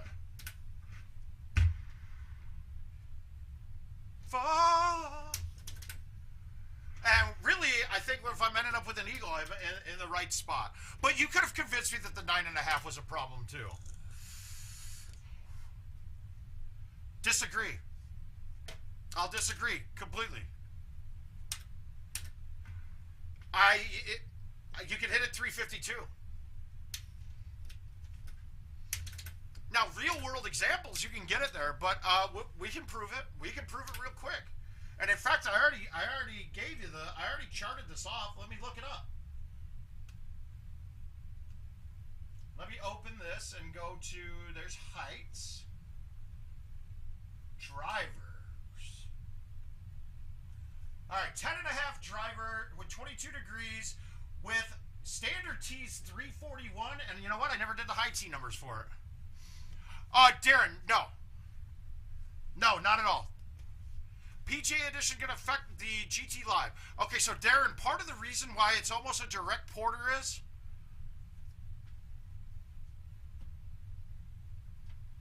if you want to play for...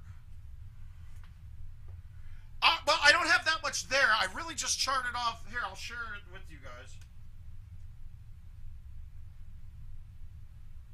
because I started charting off in certain ways and then decided to change it. So that was just the drivers.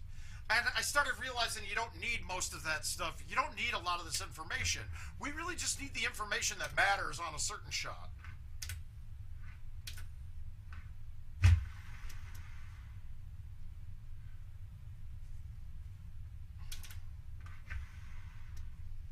And that's all standard tee. And I guess, you know what we can do here? We can take a look at the 4-player guy and see if we can get get the tees, get those shots and distances up for high tees. Now, remind you, when I'm doing those are theoretical maxes. They are absolutely accurate because we are disabling the left to right on the trackball, so we are hitting dead straight 180s at 142. Does that ever happen in real life? Absolutely not. It is almost impossible to hit a perfect 180. But you get close enough, right? I'm not playing Brewer in anything anymore. I don't know if he's going to cheat or not. I mean, if I kick Stark out of a tournament for cheating, I got to kick him out of a lot of plays too. No, I tease away at about 50 yards in general. But I know that seems kind of, but that was total distance though with roll. So you got to take that into account too. So that was total distance on those. We didn't get the carry distance on that. So we'll have to take a look and change that. That was total distance, not carry distance. Oh, I know. I'm more joking than anything, but he's a handicap cheat, and I don't really want to either give him or take money from him. I just... I lost a lot of respect for him as a top player by doing that. There's no reason for a top player to do that. You're getting advantages already by making it a percentage off. Taking your handicap after that, it's garbage to me. I don't like it. I'm not a big fan of that shit.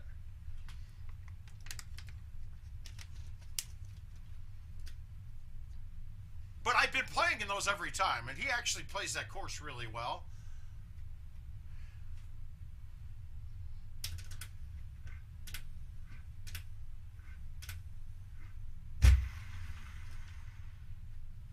Oh, come on. Oh. I just lost this because of my stupid chipping trying to make that.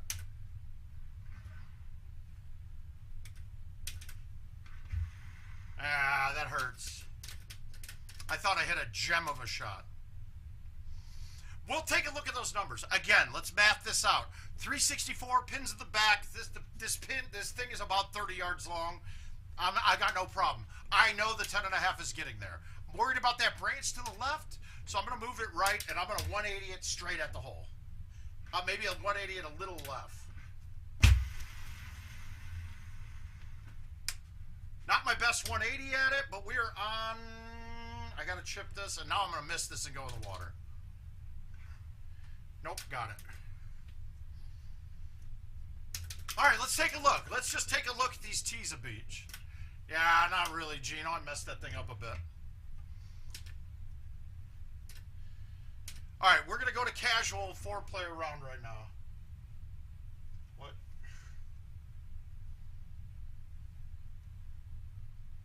Ooh, that's pretty.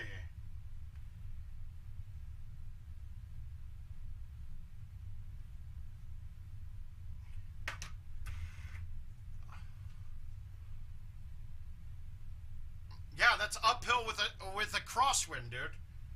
But it's uphill too. But we're gonna go. Let's prove Corey wrong. Casual. Yeah, can I do casual? Do I have? Yes, you can. Okay. And what was the course I said we were going to use from now on for the first shot because it was perfect?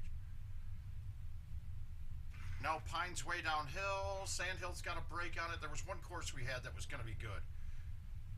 Cat should be perfect. Good.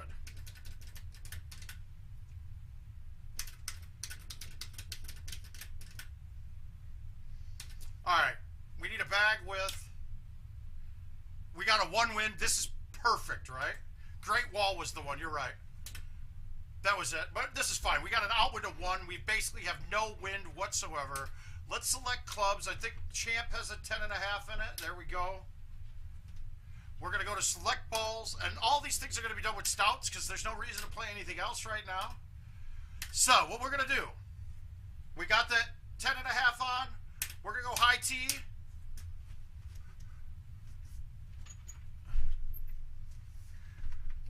We're only going to be able to hit this straight, so this is going to read 142 dead straight. And we're going to backspin just so it gets that little bit of extra height. Where does it land on the carry? Wow, weird. That was 351, wasn't it? Huh. It's like I know this shit. Let's just try it again. Gotta plug it back in to switch these things around.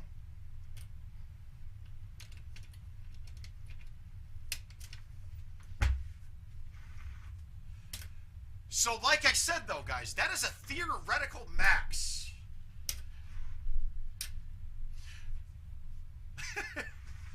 But so it's, I mean, we can basically call it 350. Select club. Let's go here. Well, Corey does a lot of these goofy little tests too. Alright, so we're going to go here. We got it all set. Oh, we got to play the other driver. We'll try it one more time. And we'll do this one with no spin to see if it changes it. High T, no spin this time. Let's see if these end up in the same spot.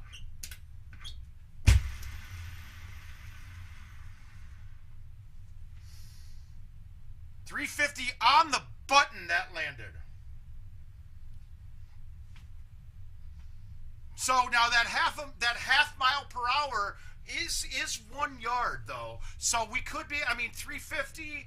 350's a really good number to be consistent with. And we're looking here, if we're looking out in that fairway, this is a little uphill too though.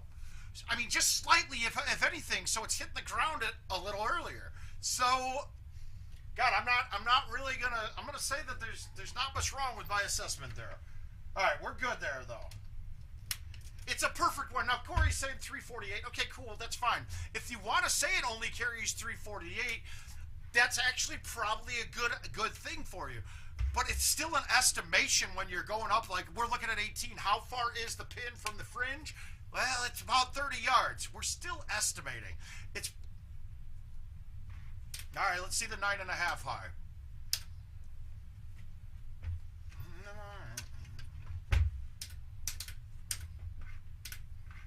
Oh, let's change balls. Only problem is now I gotta plug it back in.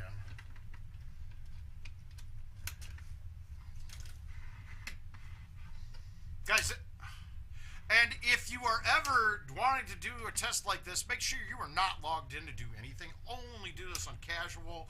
Also, make sure that you understand power and your grounding. Make sure you are grounded because I can touch something that could short some shit out. So your best bet would be to unplug the trackball before touching any of the things plugged into the red boards. That's just a PSA. I don't want you calling me and say, Mouth, you broke my ball. You broke my machine. Well, it's your own fault now. The disclaimer's already out there. So what's the max with this? Let's see. High T this with backspin. 355, 356 right there. Now, for heaven's sake, let's look at this with the 3-wood. That was 5 yards. Yeah, it's pretty close. It's very close. Let's look at the 8.5 as well, too. So we can kind of see what the benefit of 18 is. Oh, and this might tell you guys already what I already know. It isn't a point to having the 8.5 driver on pine. There really isn't. I would rather have an extra iron in there to deal with a lot of these holes with these bitch-ass trees in it where you're cutting around. All right, high T, backspin, straight shot.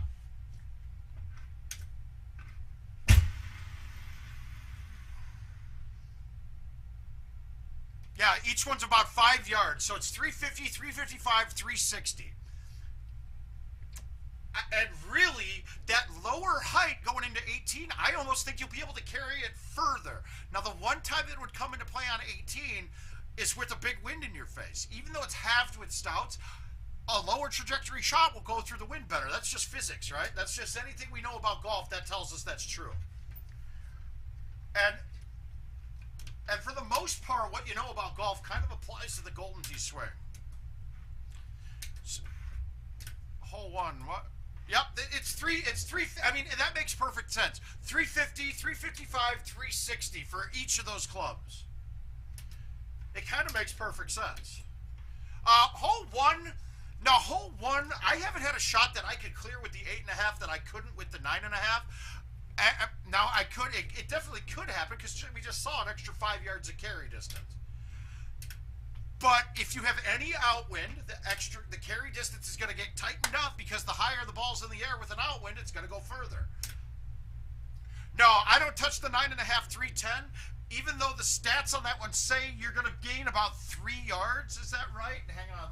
We have it up there. You guys are looking at it. The 9.5, 310, 359 compared to the 9.5, 300 at 357. There's no sense in playing that 9.5, 310 because that one is one of the clubs in the game. I believe that club came out with the Big Bertha set back in the day, and no one would play it because if you miss the 180, it has a more dramatic distance loss than any of the other drivers, in my opinion. I don't know what that is. I'm sure there's a factor on the club, one of the stats in the background. We could probably get a look at it and see sometime and make sure. But that one, the more off of straight shot you are, you get a lot more distance loss. The 9.5, 300 driver is the best all-around driver. It's the most forgiving with if you missed it. Well, 5 wood is going to be, we could do the same theory on it. The 5 wood is 300.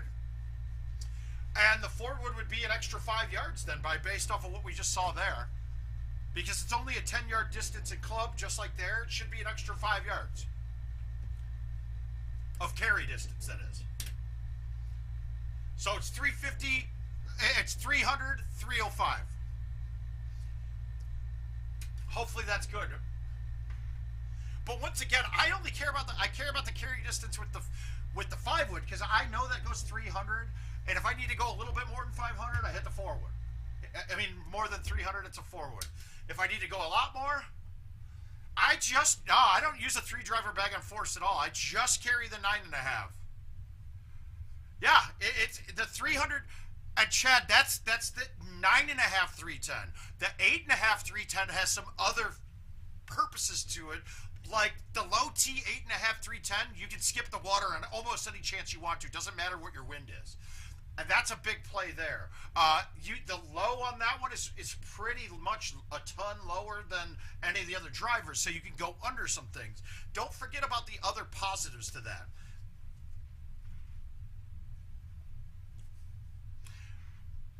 Let's go back to invites now. There we go. Hopefully I plugged the ball back in and I'm not only hitting 180s. Let's make sure. Yeah, we did.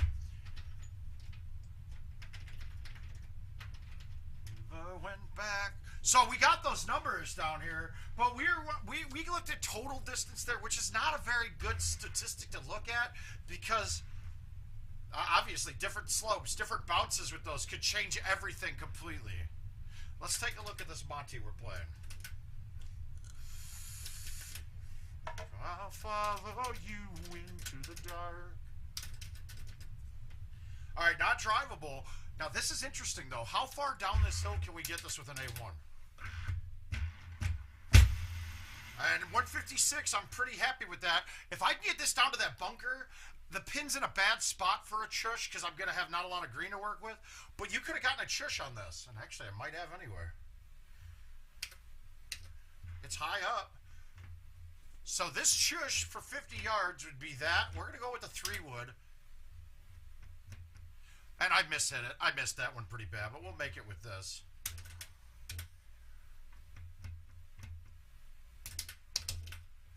Monty, now see, Monty, you could use either driver, but I got used to playing the 8.5, and that height difference really affects you on hole 18 a lot, because if you change to a 9.5 for that hole, it's going to change how you play it pretty dang dramatically. So I stuck with the 8.5 on this course all the time. So 8.5, 10.5. There's a 10.5 in every one of my bags this year too. I didn't get that out enough. That's never getting down. I didn't really count this one as being on anyway.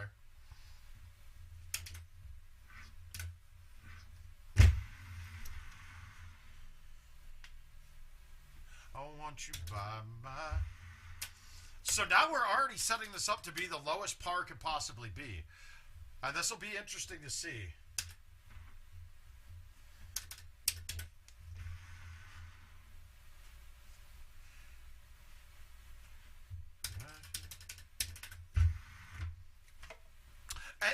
And you know, I've got a method for everything that I'm doing. There's a method to the madness in everything that I do. I'll have a reason for having a certain club set for certain things. I won't change to specialty club sets unless there's a hole that I can get that you cannot get with other clubs. So when I say specialty sets, it's any set that I put the zero hybrid in I call a specialty set, because that club is useless on most courses. Yeah, it can be fun and you hear people hitting shots with them. They're wrong. The club is not a functional club. It's a harder club to hole out with. You just use it for holes that have certain specifics. Now, like, I'll use that specialty sets come into play for me on Rhineland. You need to have the O-bird in your bag. You may not use it during the round, but if hole 18 is set up to be the high tee box on the back right. Nine wood is all feel for me. I'm still adjusting it based off of the overhead meter, but I'm just making that overhead meter have an extra 10 yards on it. And it seems to work out pretty well. I could go ahead and get distances on that at some point. We can do that. We can get that. But once again, those are all theoretical. Shit, I thought I canned it. 100 shot. I don't have anything for 100 shot because 100 shots are hard to repeat. And really, I'm never hitting the ball at 100. For me, I want to know how far it's going at 85 because that's my standard thumb shot. This is another one, too, that I'd rather have the 8.5 because the extra carry on this hole helps out quite a bit. And honestly, I'm almost contemplating C3ing this, but we're going to just get this to the left and have it bounce to the right. Oh, I didn't need to C3 it. I got up.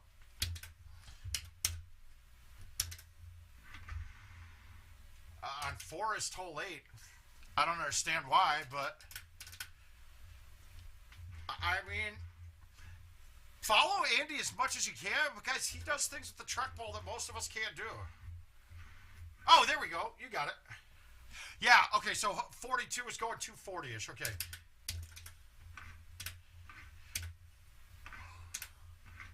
I mean, literally, though, I would not have a club on this year's courses that's good for one hole. There's no need. There isn't. What's hole 8 on Forest anyway? Is that the par 4 going up to the... You got to go around the trees? I don't remember what 8 is. I'll tell you this. I don't need to know what 8 is. I don't have a problem on any of those holes with the club sets that I have. So why would I take a club and fill in a spot on a club that could be holding out? It's the same reason, too. I always argued with Haas and said, why the hell are you carrying a lob wedge? He's like, I'd rather have it. I'd rather have it and not need it. I go, that's just stupid because 99% of the time you're not going in an obstacle. You're carrying a piece of insurance for something that doesn't happen. And if it does happen, that club isn't helping you make the shot anyway. You're still laying up and you're losing a stroke. Okay. It just to me, so to me, the first thing I want to see most new players do is get rid of having a bag with no lob wedge. Get used to that shit. You can make 99% of the shots without the lob wedge, and now you got an extra club that you're going to be able to attack holes with, and that's what you want. You want clubs to attack holes. And eventually, Haas finally agreed with me and said, "Yeah, you're right. I'm pulling it out of my bag." And just get through that through your head, guys. Everyone should just know, yeah, Mouth, you're right. Okay, thank you. We can just start that off. There's no need for discussion. I just say, yeah, Mouth, you're right. Okay, cool. We know that going in. So if we know that going in, we can get rid of a whole bunch of arguments. 4 hole-in-ones on that hole with a 1 bird. And that's fantastic. You have hole 8 is what's the low cut? I gotta look at it. Now you got me thinking. It's not a necessity to have the club, though. That's the point. Yeah, because now you put a club in your bag that's going to be one that you're going after holes with, that's what you want to do.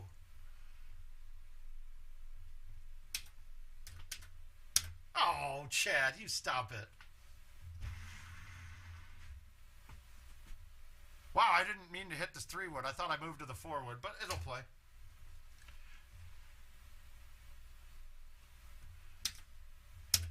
All right, so this one technically has got a little break to the left.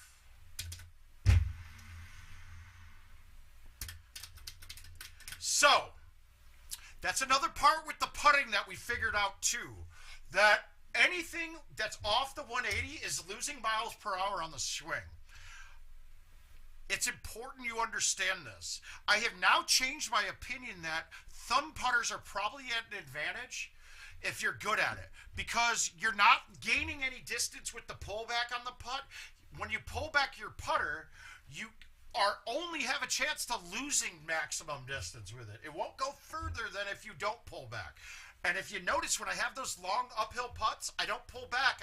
I'm just hammering them, because on those long uphill putts that are like an up 8, the game gives you a max distance that barely gets to the hole in a lot of scenarios. So if I miss the 180 on the pullback and hit forward, that 1 foot that I might lose on the speed of the putter will A, cause that break that's hidden, the half-degree break that's hidden, to play more, and 2, you might not even get it to the hole.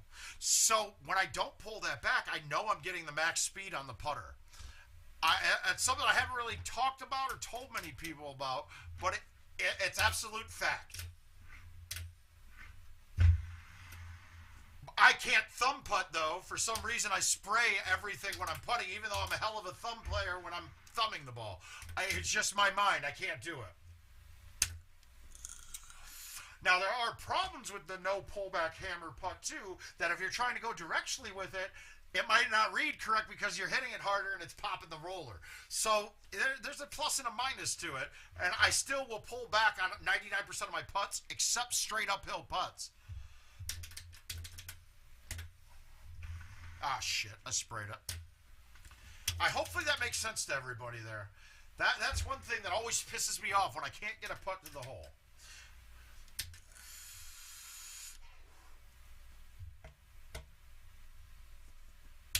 In what regard? Thumb putting or no pullback putting? Jesus Christ, she is fucking...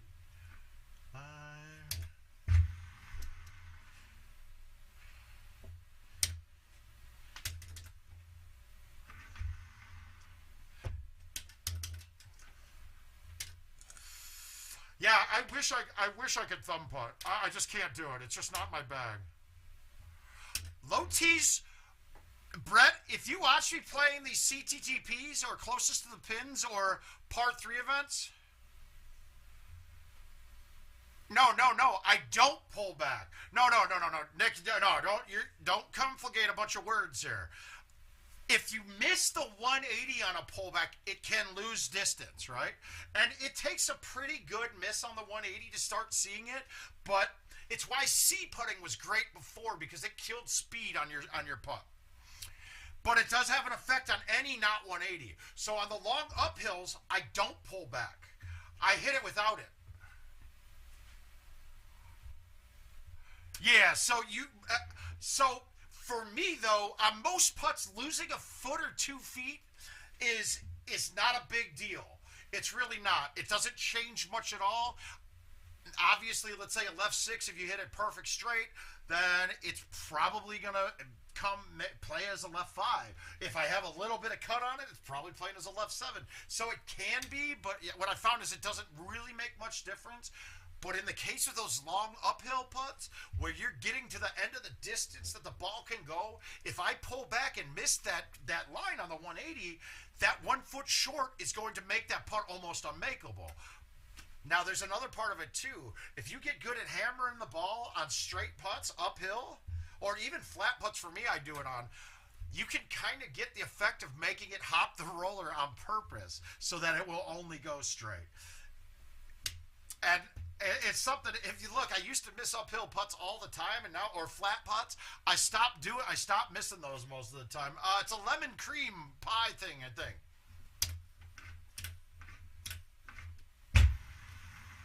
Ooh, I almost fucked that up. But that actually defines the reason why I high tee this shot, even when the distance is perfect with no high tee. No.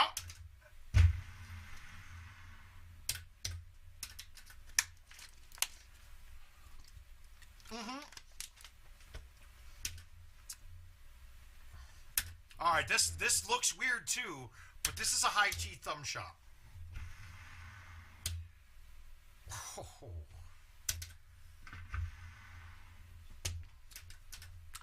If I did, I would call those guys fucking stupid. And I would just say it straight to your face. I'd say you're fucking dumb. Because even though these lesser players are getting better, they're still not going to beat Lunas and Haas's of the world, right? But what they are going to do is play more games. And when people that can't beat you play more games, you are in turn winning more money, whether it be commercial or at tournaments. So it would be, and really the long-term viability of it. There's a short-term thinking problem with a lot of the top-tier guys that just can't get out of their own way because they're more concerned with going to a tournament and winning. But in the long haul, going to the tournament and have these guys that maybe play 20 games a month, if they go and play 50 games a month because they got to play with Luna for a couple hours on one of the nights of the tournament, or Haas sat with them and played, they got better. Their 20 games now turns into 50 games a month. And they get two of their buddies now to play 50 games with them. That extra 150 games a month into the prize pool, Sky, the thing is, though, it wouldn't be frowned upon at all, but people would just look at you like you wear a glove. It's just not a necessity. It's so little information to remember that you should really get a muscle memory done. If you have to use your brain to do that, then your muscle memory part of it, the part that your game is really going to be affected by, because muscle memory gets through drunkenness a lot. Your muscles know what they're doing. Take your brain out of the equation and let your body do all the memory for you.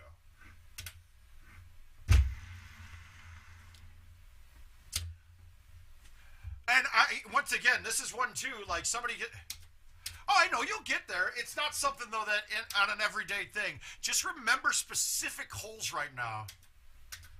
I will bring it up all the time. I said it on the ESPN broadcast. I said, yeah, I guess if I would have stayed, if I would have gone to more tournaments, I feel like if I would have gone to more tournaments where I didn't drink, I left the bar on Friday night at 7 o'clock, got a good night's sleep, probably would have won a lot more. But I tell you what, I wouldn't have had as much fun. I wouldn't have gotten to meet as many people. And that short-term thinking just doesn't, it's not, I mean, okay, so what? I would have gained, I win an extra $2,000 that I most likely would have spent on Sunday night anyway.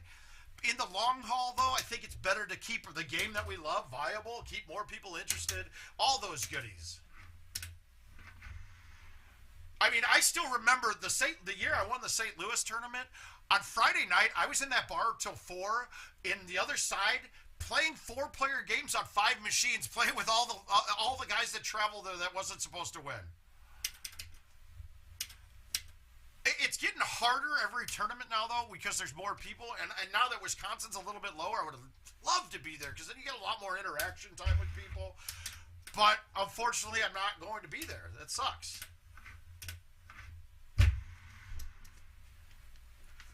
Now, the only reason I high-teed this is so that I'd lose backspin. That was it. Yeah, I had to play the wind a little bit more, but I'd rather be able to hit backspin on that, stop it like pretty much where it lands, than having that be a medium tee. That backspin shoots me off in the water every time. So par again was 30 there. So we haven't gotten a setup that we gain strokes on it there. 1 and 2 not being drivable. And really, I guess that's it. 1 and 2 are going to be drivable or not drivable in either old or new school. So this course won't have a change in par.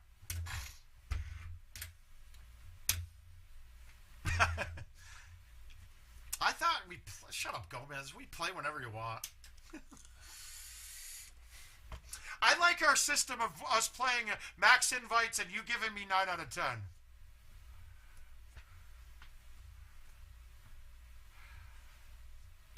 So it won't GT. Okay. So Darren, so with the PGA, It was one of the most disappointing things when I was talking with Adam about it. It was one of the most disappointing things when I was talking to Adam about it. First thing is, we found out about PGA before people really knew about it, because there were images for courses at new balls that were located in the machine that aren't displayed or anything. So we were like, what is this shit? What are these courses? So, no, it does aim. It has all of them. It's got everything. It's a direct port over to a better piece of hardware with some upscaling done, and the new courses will be designed in 4K for them. And the PGA courses are designed in 4K already. But back to this. So I said to Adam, and I go, thanks for ruining my Golden Tee game, dude. Thanks for ruining it. You're going to take the fucking fantasy game that I love, turn it into real bullshit that I don't want to play. And he goes, what are you talking about? It's the same game. We're just adding PGA courses to it. I was like, oh, okay, that's awesome. So it is a direct port over. There are still no changes to the code, the swing mechanics, anything like that. You'll see some graphics that are different, like the players are a little bigger, yada, yada, yada. But that's all because they have a higher resolution and able to do that.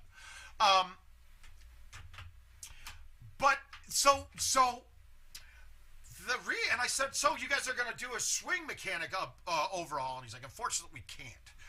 Because they couldn't change the game on the new machine too much as to not allow the old machines to be in contests with them. And it makes perfect sense, because as we know, the rollout has been long and arduous, and it's a task that's taking a while. But even if the rollout went perfectly, you'd probably only get about 1,000 games online right away. And 1,000 machines aren't enough. The lookup. You use it for the lookup, John. But what you find out is that so you need to be able to sustain a prize play with both machines. Now, as you start getting more PGAs online, they'll start releasing more features for the PGA, and the game will basically take over. So the old ones, the current gen, will get obsoleted. It's going to be supported that you're going to be able to get 5 years of courses for the next. You're going to be able to get the next 5 years is what it is. It might be 4 by now. By the time everything's done, it might be 4 more years. But just pretty much 2026 is probably the year of it. That can change, and don't take that as gospel, because IT might say that, no, they meant 5 years from 2020 when we were supposed to release in September of it. Okay, cool. But just know that they'll still get it. What they didn't tell you is that new game modes will not be released on the older versions. They'll only be on the new ones. So if a new CTTP mode, something like a CTTP Blitz, where it's 5 holes and multiple hole-in-ones gives you multiple shares and yada, yada, yada, that game mode will release on the PGA, giving you a reason and the vendors a reason to go and necessarily get it. But you're still playing the same Golden Tee. Mechanics are all going to be the same for the near future. They will update that at some point in time once you're killing off the current gen and they're not going to be in prize play contests with you. Hopefully that makes sense, and hopefully that gets you there. But legally, they wouldn't be able to do prize play and have the old machines in it where you have different features and it's a different game on the new machine. That just wouldn't be right. I mean, it wouldn't be right. It wouldn't be legal. I'm going to bar tonight. I'll look tonight. Yeah, it does. It does. They should have all of them. There's no courses that are getting eliminated. And if it isn't on there, there may be a vendor setting that they have to do. There wasn't one on the old ones, but before we had all of the classic courses available, you used to only have 5 courses that the vendor could pick and put those 5 in. So if there's a mechanic like that where they can pick what courses are available, I'd have to look. I haven't seen the UI on the new machines yet, though. I think it's pretty similar, though, and somebody might be able to look. All right, now we're past the talking part of tonight. I love your guys' questions, though. Like I've said 1,000 times, your questions get me motivated. And it's a way I can kind of to brag and show my knowledge about things that maybe I shouldn't have. We'll get back. We'll get to it. We only played this once. We played Forest once. We'll get to another one. I don't think I have any other Forest invites. Not drivable. The next update, so we're going to get, it sure seems as if, and IT seems to think that Home Edition and Commercial will be getting the 2022 updates at the same time this year. We're not going to have any wait time. What's up, Bobby? Robert Kennedy, how you doing, my man?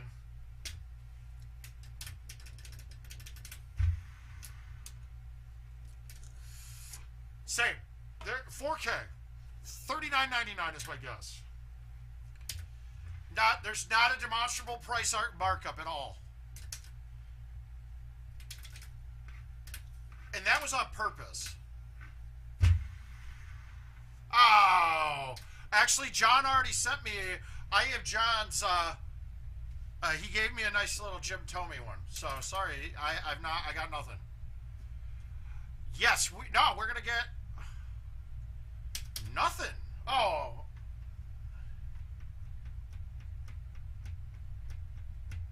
What the fuck? I couldn't get that to read. That was a bad idea. No, you're going to still get 7, and then with PGA, it'll be a total of 10. I still can't tell you how it's going to work yet, though. They asked me not to, so we're not going to give that out completely. But there'll be more time-gated material, too. So, like, there might be 2 PGA courses to start, and then 1 release later in the year.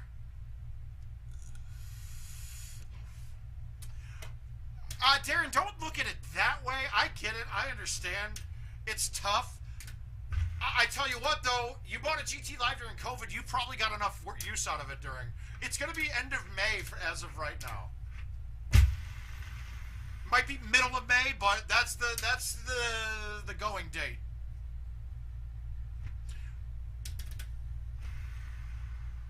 And Darren, you're not going to lose out on it too much. You can always get rid of these.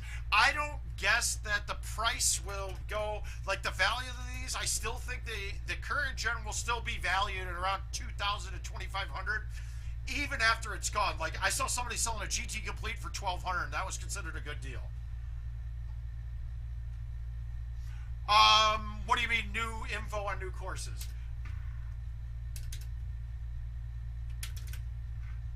Yeah, it is, but I understand.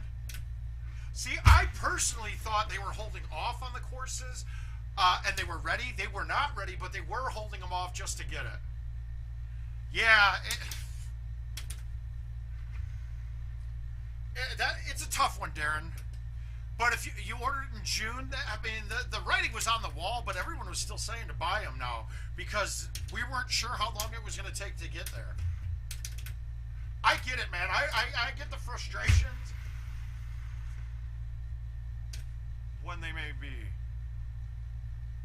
Oh, what they may be. Yeah, this year's going to be interesting. I haven't seen the names yet. Let's see if maybe we'll get some info. I'm sure we'll find out at Worlds. That's when they always at Worlds name the remastered courses for the next year. But this year, there's going to be a remastered course that only maybe 12 people have played. And it's a remastered course, and it was a course designed, May for 2022. It's not going to be earlier. It may be June, maybe a little bit into June. It's not going to be any earlier than May, but it should be good. We should be good with May. But, we'll probably know the names, and honestly, we'll probably get a video coming up soon before Worlds even, or maybe the week after. Brett, this is going to be one of the things that is totally supply chain related that we're not going to know.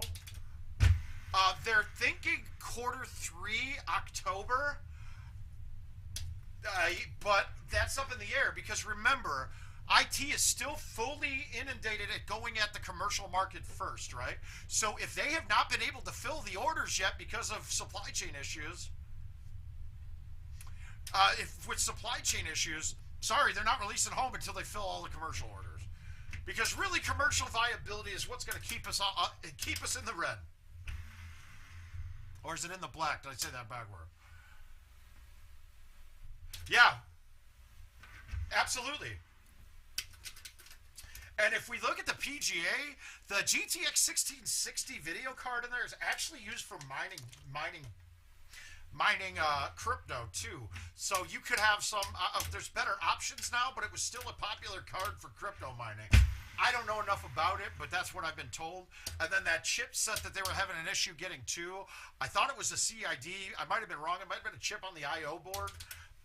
But that chip is the same one that BMW is using the car for their car computers. And BMW is a much bigger buying power than IT does. Yeah, exactly. It is. It is. Now, me personally, though, I think you could have a bigger bang for your buck if we went straight to Home Edition, being the same machines. And I got a feeling we're going to get closer and closer to that. Oh, if they're able to fill all the orders, then next thing they do, they throw them in a commercial. They throw them into Home Editions and send them out. I have a feeling the Home Editions for PGA or even the 22 versions of these, I think we're going to see more contest games available. Okay, so you're never going to be able to upgrade one of the current gens to PGA. It is in the contract, and both parties like the idea. And now, those of us that have Home Editions kind of go, oh, that's bullshit. I gotta say, how many of you guys have gone to a bar and walked in and seen this miserable piece of shit machine that's running 2021, the graphics look like crap, it may even been in an old GT4 cabinet. Well, that's what we got for having them be allowed to do upgrade kits. And I think it was Don told me, yeah, good luck with that. Don told me at one point in time, like 40% of machines in the field were running hardware that was from the GoldenTeeV machine still.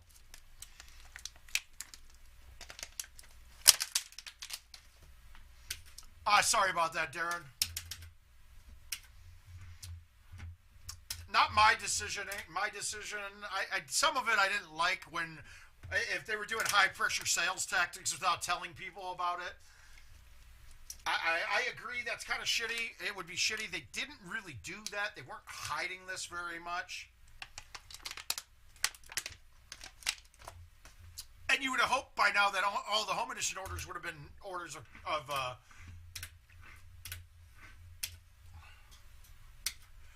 oh, yeah, you mean PGT tournaments? Absolutely. As soon as they're open for play, then we'll be ready to go. I went a little longer. I put it this way.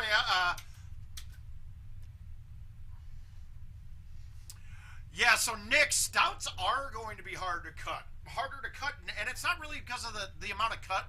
They cut the same as the other balls do.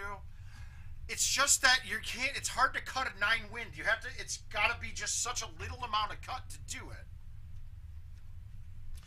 But my biggest thing, if you watch how I play my cuts, I am up clubs. I go up 1 or 2 clubs on pretty much every cut shot, and then I'm getting my cut and smoothing it to my direction. You know, there might be something viable to that. I don't know how, but there might be, because they might need the parts for the old one to make new machines. That might be usable.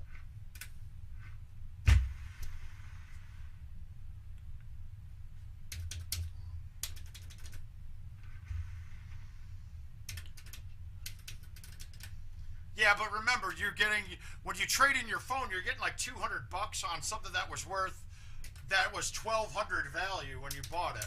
So is that even worth trading in at that time? Probably not. If you're only getting, if you spent $4,000 on it and they're only giving you $500, is that really something you even bother trading in? I wouldn't. You'll still be able to sell them in the secondary market though, which isn't going to be a bad. You're not going to be that far off. So my basic point for someone like Darren is, okay, you got to use that during COVID. You'll have it for a year and a half by the time the PGA comes out. Let's say you could sell that green deck machine for $2,500, spend $1,500 more and get a PGA. I know most people that buy a machine got $1,500 in value out of it in the first year of owning it. So it ends up not hitting you as bad as you thought, but it is still another big chunk of change and a big purchase. But, I mean, you can compare this perfectly to PlayStation and...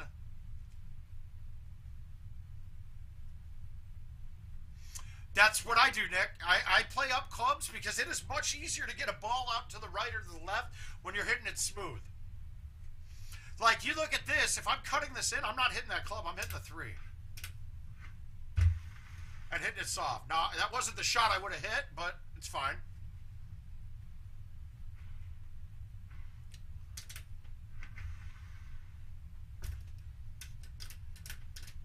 I mean, and if you look on my cut, okay, I'm a pretty big boy, and I hit the ball, mouth hit ball far. But I play my cuts as a baby soft shot almost every time. Because that's consistent. I can be consistent with a shot like that. I'm not consistent with a hammering it out 2.5. It's not always going to read perfectly.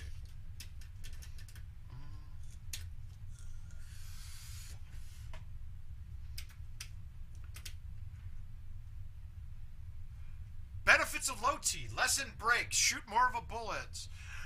You can skip water, easier to keep your lines, lower trajectory, plays less wind, especially when you're playing stout. So all of those things.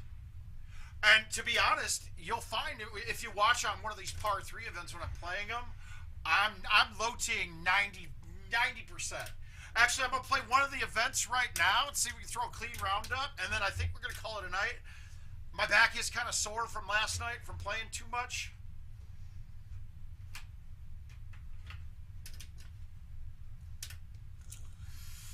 I did play it last night. Oops, I don't want to invite.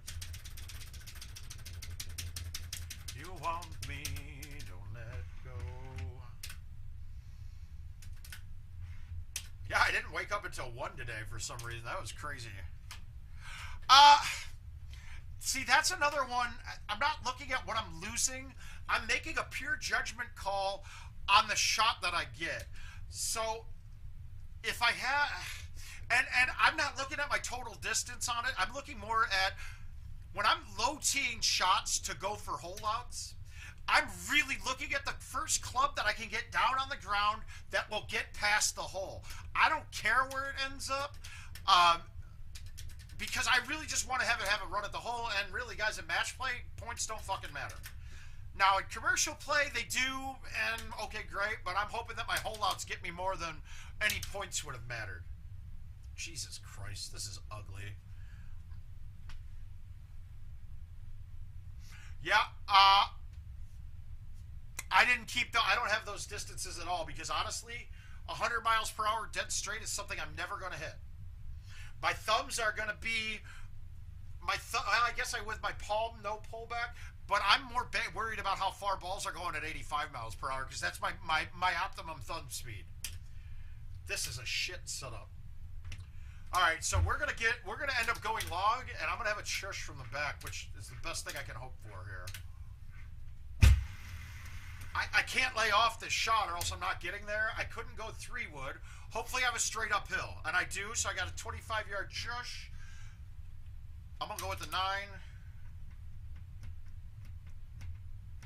What the fuck? I'm not getting it to read these today.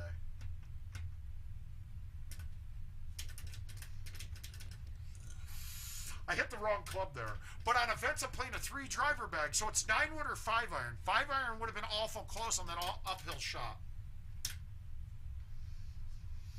Okay, so let's look at something like this with the low tee. So when I low tee, I'm pretty much playing it to get to basically just short of the marker on the left. So here, I'm going to go here, play this a little bit. No, a little less. Low tee, release.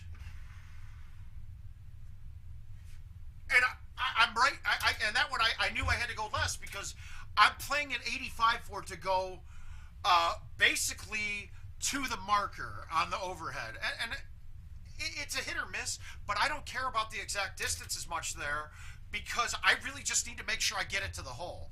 I'm not caring how far past I go. I just need it to be on the ground while it's rolling at the hole, and then I got a chance of making it. Yeah, the shush shot is just figuring out a way to hit the ball straight at 35 miles per hour. So for me, it's that tap down on it. Some people are 2-thumb tap down. I've seen people that start here and just move it up. I used to shush with my palm, but I wasn't technically shushing because I was aiming it, and it didn't travel well when I did it, meaning I couldn't be consistent on every trackball. And I'll tell you what, until I got to thank Justin Wilson and Eddie DeSimone. I was commentating on their match on Tropical in Orlando, and Justin was up 2 on 18 and putted over the edge into the water.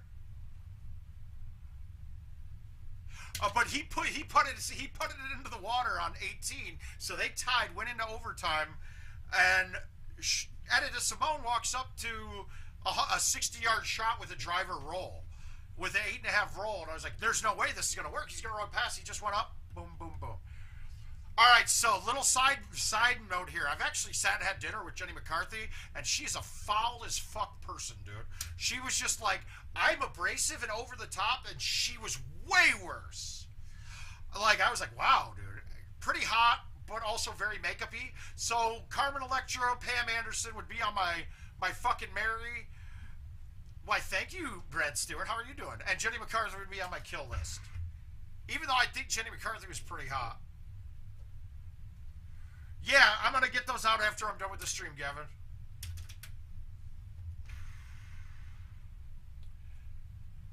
I got to send out all of them now, since every invite should have been closed or refunded. So I'll be able to resend everything.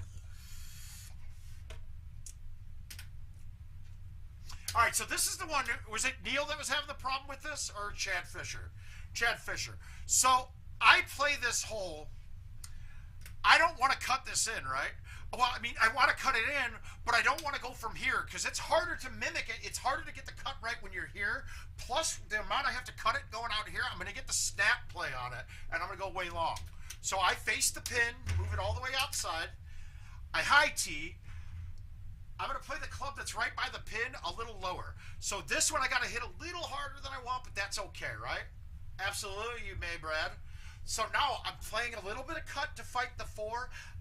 If where I think my cut to fight the 4 is just 2 clicks left, I'm going to put 1 extra click on it. So I'm playing it a little bit left of the B, and I'm smoothing it all the way out.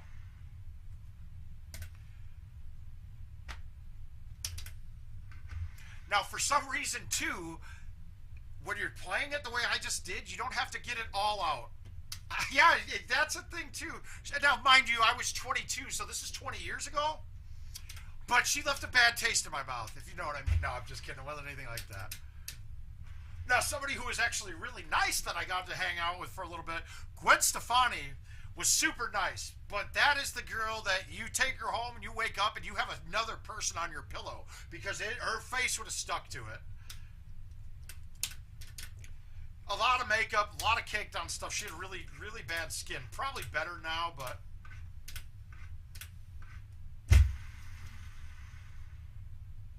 I know, I was saying that too. Oh! Yeah, it's the same shot. Yep, same shot. I look right at the pin. It's going to always be slightly offset to the side that you're aiming to.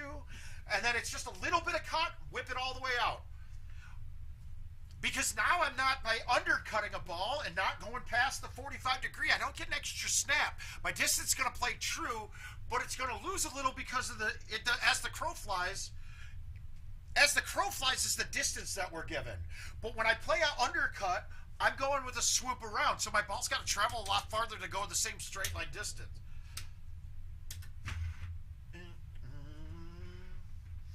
All right, now, did I play the 3 driver bag or did I forget to change? No, I did. All right, perfect. Yeah, it is. It is. It's pretty good. This one is why I have the 3 driver bag. If I had to high tee this with a 10.5, I'm not making this. There's no way to make it unless I dunk it. But now I can hit a 9.5 backspin, land just past the hole, and try to suck this in. I'm aiming now on those.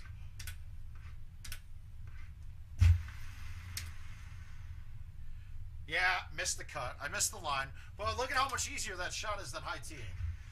You could even get the 8.5 to get over without a high tee from pretty far back, but it's not optimum to do, and you almost never need to use the 8.5 unless it's really deep with the wind in your face. Then you're high teeing and you're not worried about anything. Home, let me go home. Home is wherever I'm with you. So we know 305 is my distance for this club on a fly, right? Well, let's just fucking use it.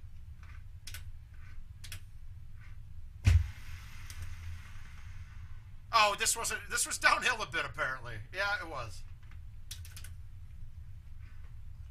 Whew. Wait, is it a... Do you think it's a 40? I've shot anywhere between 23 and 29. Oh, I gotta look. I don't know. I have no idea. We got a good look here. This is gonna be a high 5. We'll move this up, and we're gonna hillbilly rip it with bite.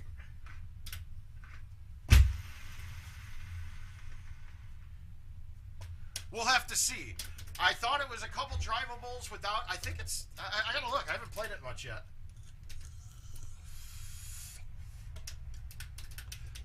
Now, you'll see a lot of people now...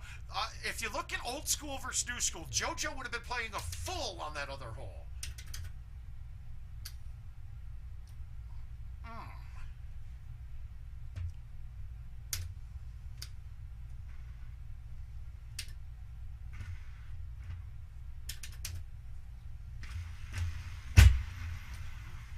And of course I hang it out all the way for once. Yeah.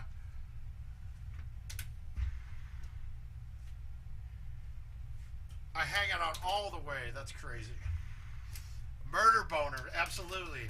I'm a big fan of the league, and then Brandon Burnell in Indy was using that as his name, so it cracks me up every time. All right, we're going to try to 312. We're going to go 3-wood, backspin, and just murder it. I didn't cut it enough. Shit. Oh!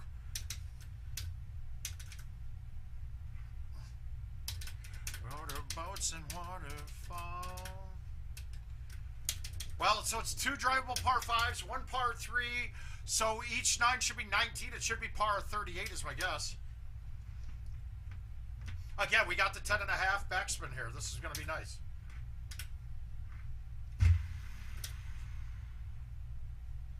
Might have been an 8, a 9.5. I mean, a 10.5 backspin, not a 9.5. But still an easy putt. Hi, Rodney. How you doing, big guy? Wow, this pin's been in the same spot like every time.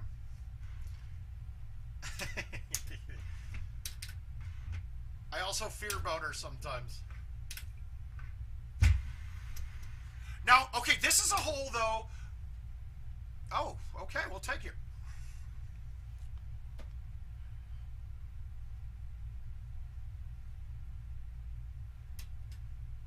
No, that hole's always there, though. That's an eagle hole, though. It's always an eagle. I mean, there's no way par could be in the... Well, I guess 4... No, there's a par 3, too, right? I was going to explain something on this hole. This hole always has a turbo putt on. You can hit it farther on that hole all of the time.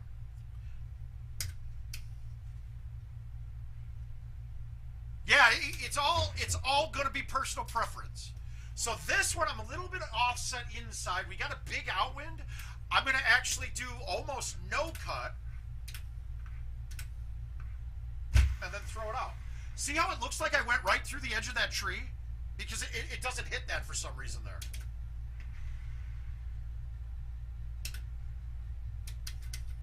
And not having those roll over anymore makes those putts so much easier because now you're not adjusting your brake differently for hitting a ball slower than you're used to.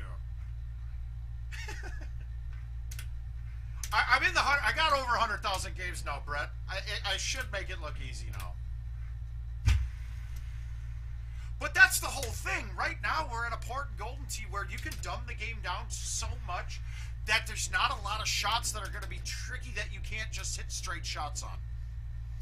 It's good and bad. I mean, it brings everybody to a more even level, true, so it takes away the advantage that a lot of us had for playing for so long. But in another way, though, it makes you guys think you're more competitive, so it's great.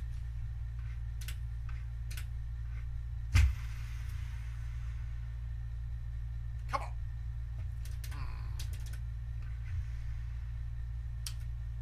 So now we're going to get a par 3, and is it a par 3 and a drivable par 5? Yeah, so it's par is 40. Par is absolutely going to be 40 on this.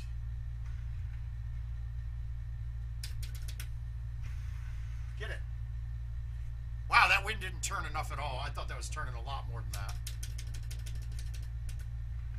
Oh, they're always like that. And really, this can be a variable par because the shot on Cat Andreas 9, can absolutely not be there.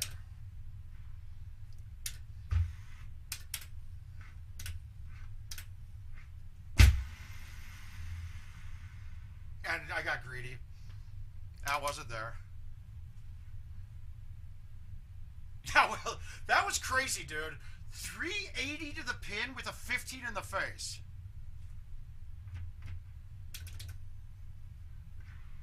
Yeah, par is always 40. Par is going to always be 40. So, Golden Tee par, well, and obviously there's going to be setups where the Cat Andreas par 5 isn't drivable. That hole cannot be drivable in a couple setups. Yeah, that's bad. Missing 18 was bad. Heather 9. What's Heather 9? Oh, no, that's not Heather. That's Bonnie Moore 9.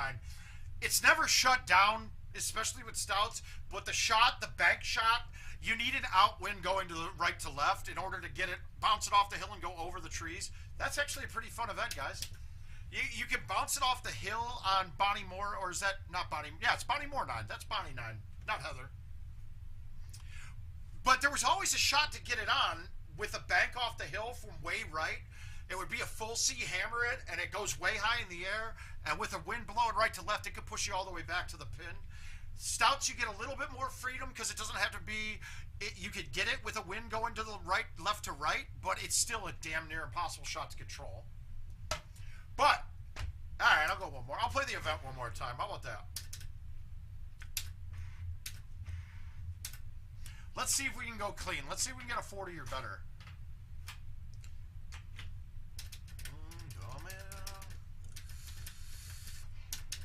So there's no, I don't doubt that I'll get over to 200. Getting better than 200 on this might be challenging. Holeouts are tough to come by except for that one par 3. And then you got to be clean the rest of the way. Oh, I get a 42. That I pretty much already say I win the event. If you can, you always want to choose the shot. You don't have to high tee on this, which is going to mostly be a 3-wood non-high tee. 10.5's a good one too sometimes because they're really similar clubs. No idea yet. I don't know if we're even going to be on the sports book right now.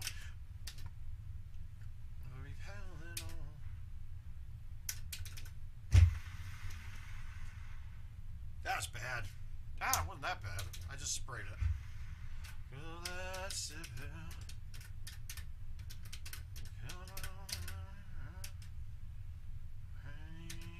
Yeah, like this. Okay, so this is technically shut down, right? We're not able to cut this back to the, well. Oh. 1 to 7. Not 7 to 1, 1 to 7. We're going to try to hit the other shot here to see if we can get it to work.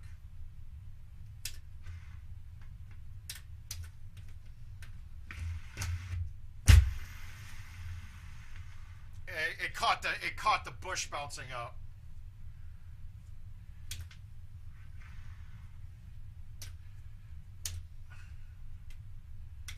Well, but we're not sure if we're going to be on the sports book yet. It's not a ramp, so to say. It's a bank way high in the air, and it goes so high the wind pushes it. It might be, and I can't remember if it's that club or if it was like a 5. It's not a 5. The 5 isn't big enough to get off of that. I think it's a 3-wood. I'm almost sure it is.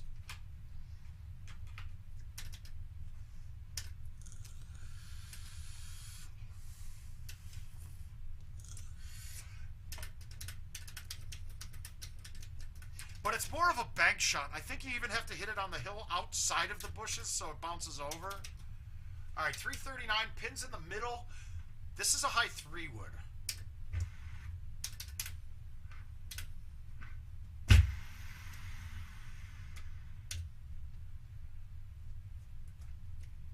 And no one, it's not a consistent shot. It might not even work right with stouts, though. There's a lot of those weird bank shots I used to play and ramps that you don't really get to ramp with stouts. All right, let's get this thing to drop.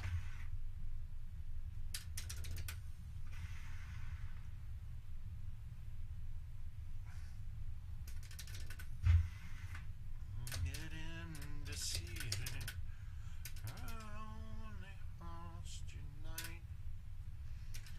All right, better. Drivable.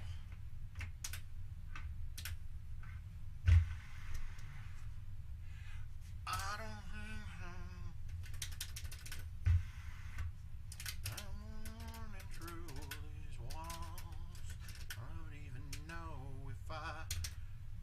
hole can actually be pretty challenging sometimes too.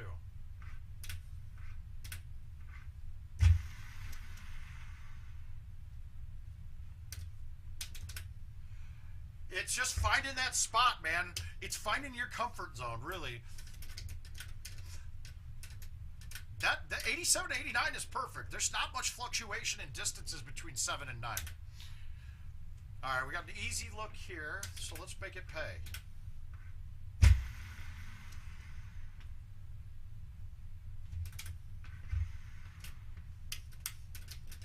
That'd be hilarious. Good night, Aim. Thanks for sticking around so long. I appreciate it.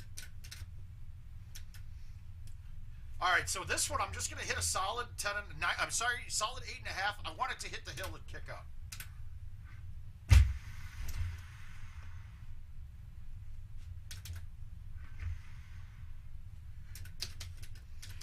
That's weird, too. It shouldn't stick to it. It should have bounced and kicked up, but that's okay. That would be hilarious, Rodney. So 369. We're going to go with the high T 10 and 9.5.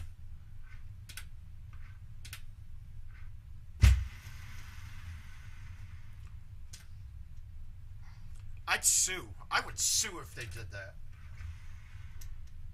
Oh, I thought I missed that. I would sue. That would be a lawsuit. I would sue them so bad. There's no way they're getting rid of stouts, guys. They're too good for the game. They really are. As much as top players whine, they're wrong. It's better for them.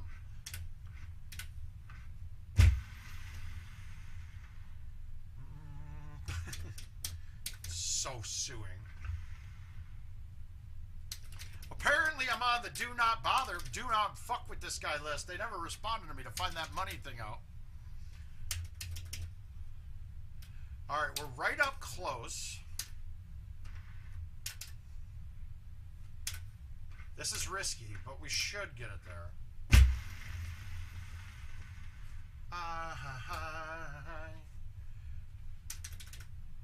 Stouts are fantastic, Rodney. For the game, it's a lot more people are playing more games because they're more competitive. So we shot clean front. Let's get a clean back and be done. All right, this is drivable. This can actually be completely shut down. There's a tee box on the far left that you can't even look at the green.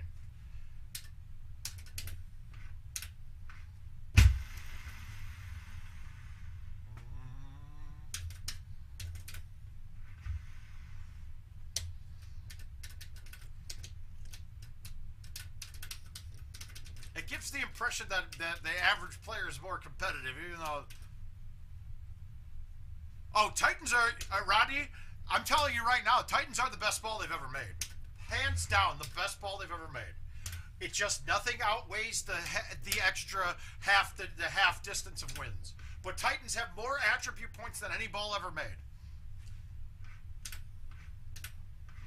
And it's funny because when they first came out, we were at the Bean for that tournament, and Duncan and I were the only two playing Titans, and we lapped the field by 6 strokes in the qualifier. I mean, I was telling everybody was like, dude, you guys have to play these. These balls are insane.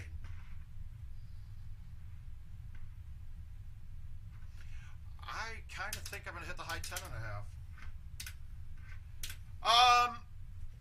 Well, they're really only the ones that are playable, but it's stouts, arrows for me, because they have a benefit that no other ball has. Streaks, Titans, maybe grabbers, but grabbers have a bad part to them too. I said that to IT, and I go, hey, if these guys win, why don't you just half all the wins? It makes stouts the benefit not really there. But really, the only ones that are playable are, to me, it's arrows, and that's for specialties. Oh, trust me, that's probably the hardest course this year, in my opinion. But come on, wind, where are you at? Fuck.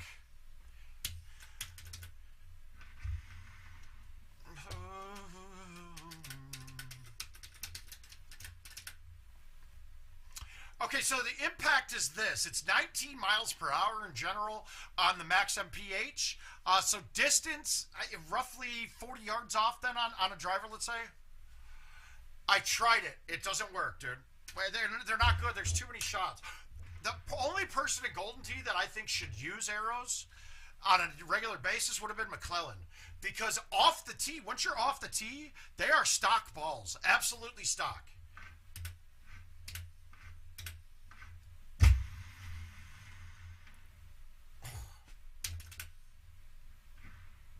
I thought I canned that. Yeah, it happens. But they're really hard to control. All right, 12 in my face. I'm going 3 wood this time.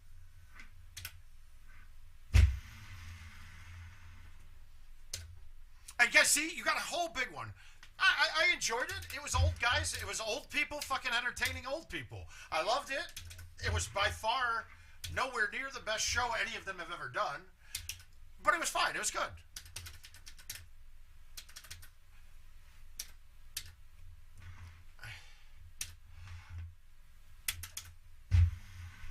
Maniacs are fine too, but I mean, you're going to find that. So I played 30 balls on 30 games in a row on Onse with all the different balls of the game. And the best score I got was a 29 with Spectrum. They're all those balls are the same with just a little bit of nuances to them, like that they have a little less distance than another one. They're quite frank, there's very few times that balls get affected that are different than stouts with the half wind. That's a benefit on every hole. Every other hole with all the other balls doesn't really help you.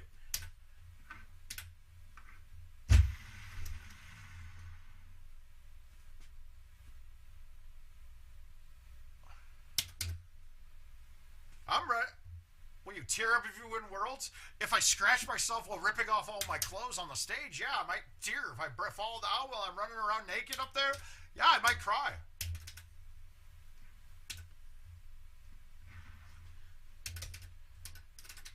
Oh, and I'm calling the Rams again for next year.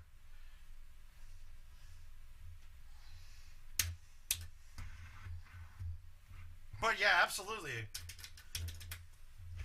I don't know. The biggest thing for me with World, I'm so into legacy on the game now. Like, if I win World Championships, there is no way I'm not on the Mount Rushmore of Golden Tee. I'm just looking at it. Look, I've got the best round ever recorded at minus 51. That was not a daily. It was a blind look. I'm the only person alive with a 7 better. Biggest influence since I started? Shit. I don't know, man. I have no idea. I played by myself for so long that I don't know who's influencing it. There is. It's Haas and it's Haas. It's Haas. It's Denmark. It's Kins. Then you put Eversole on that list, and probably Sobe, Dnell, Ryan B. Something like that. Those guys. That to me. But when I say on Mount Rushmore, it's to talk about like best of all time kind of thing. I wouldn't put myself in the Stenmark or Haasland, but they haven't done the things that I've done too, though. So.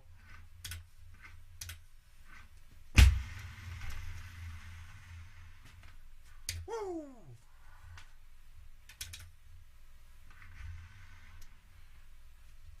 All right, so we got to the 40. We put up a 40. That's clean, no hole outs. Yeah, I mean, or they got the bomber jacket. Why would he be on the list? No, not at all. No, he hasn't won nearly as much as those guys have. Getting his world championship puts him real close in my mind, but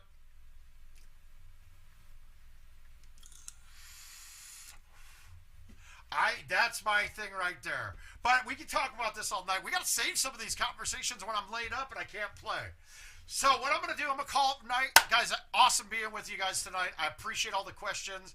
Hopefully I helped a couple of you out, gave you some shots, some things to think about. And otherwise, guys, enjoy your night tonight and tomorrow. We'll see you guys back live at 8 p.m. on Wednesday night. Word of mouth is going to be out now. So good night. Time for PlayStation. Yahoo!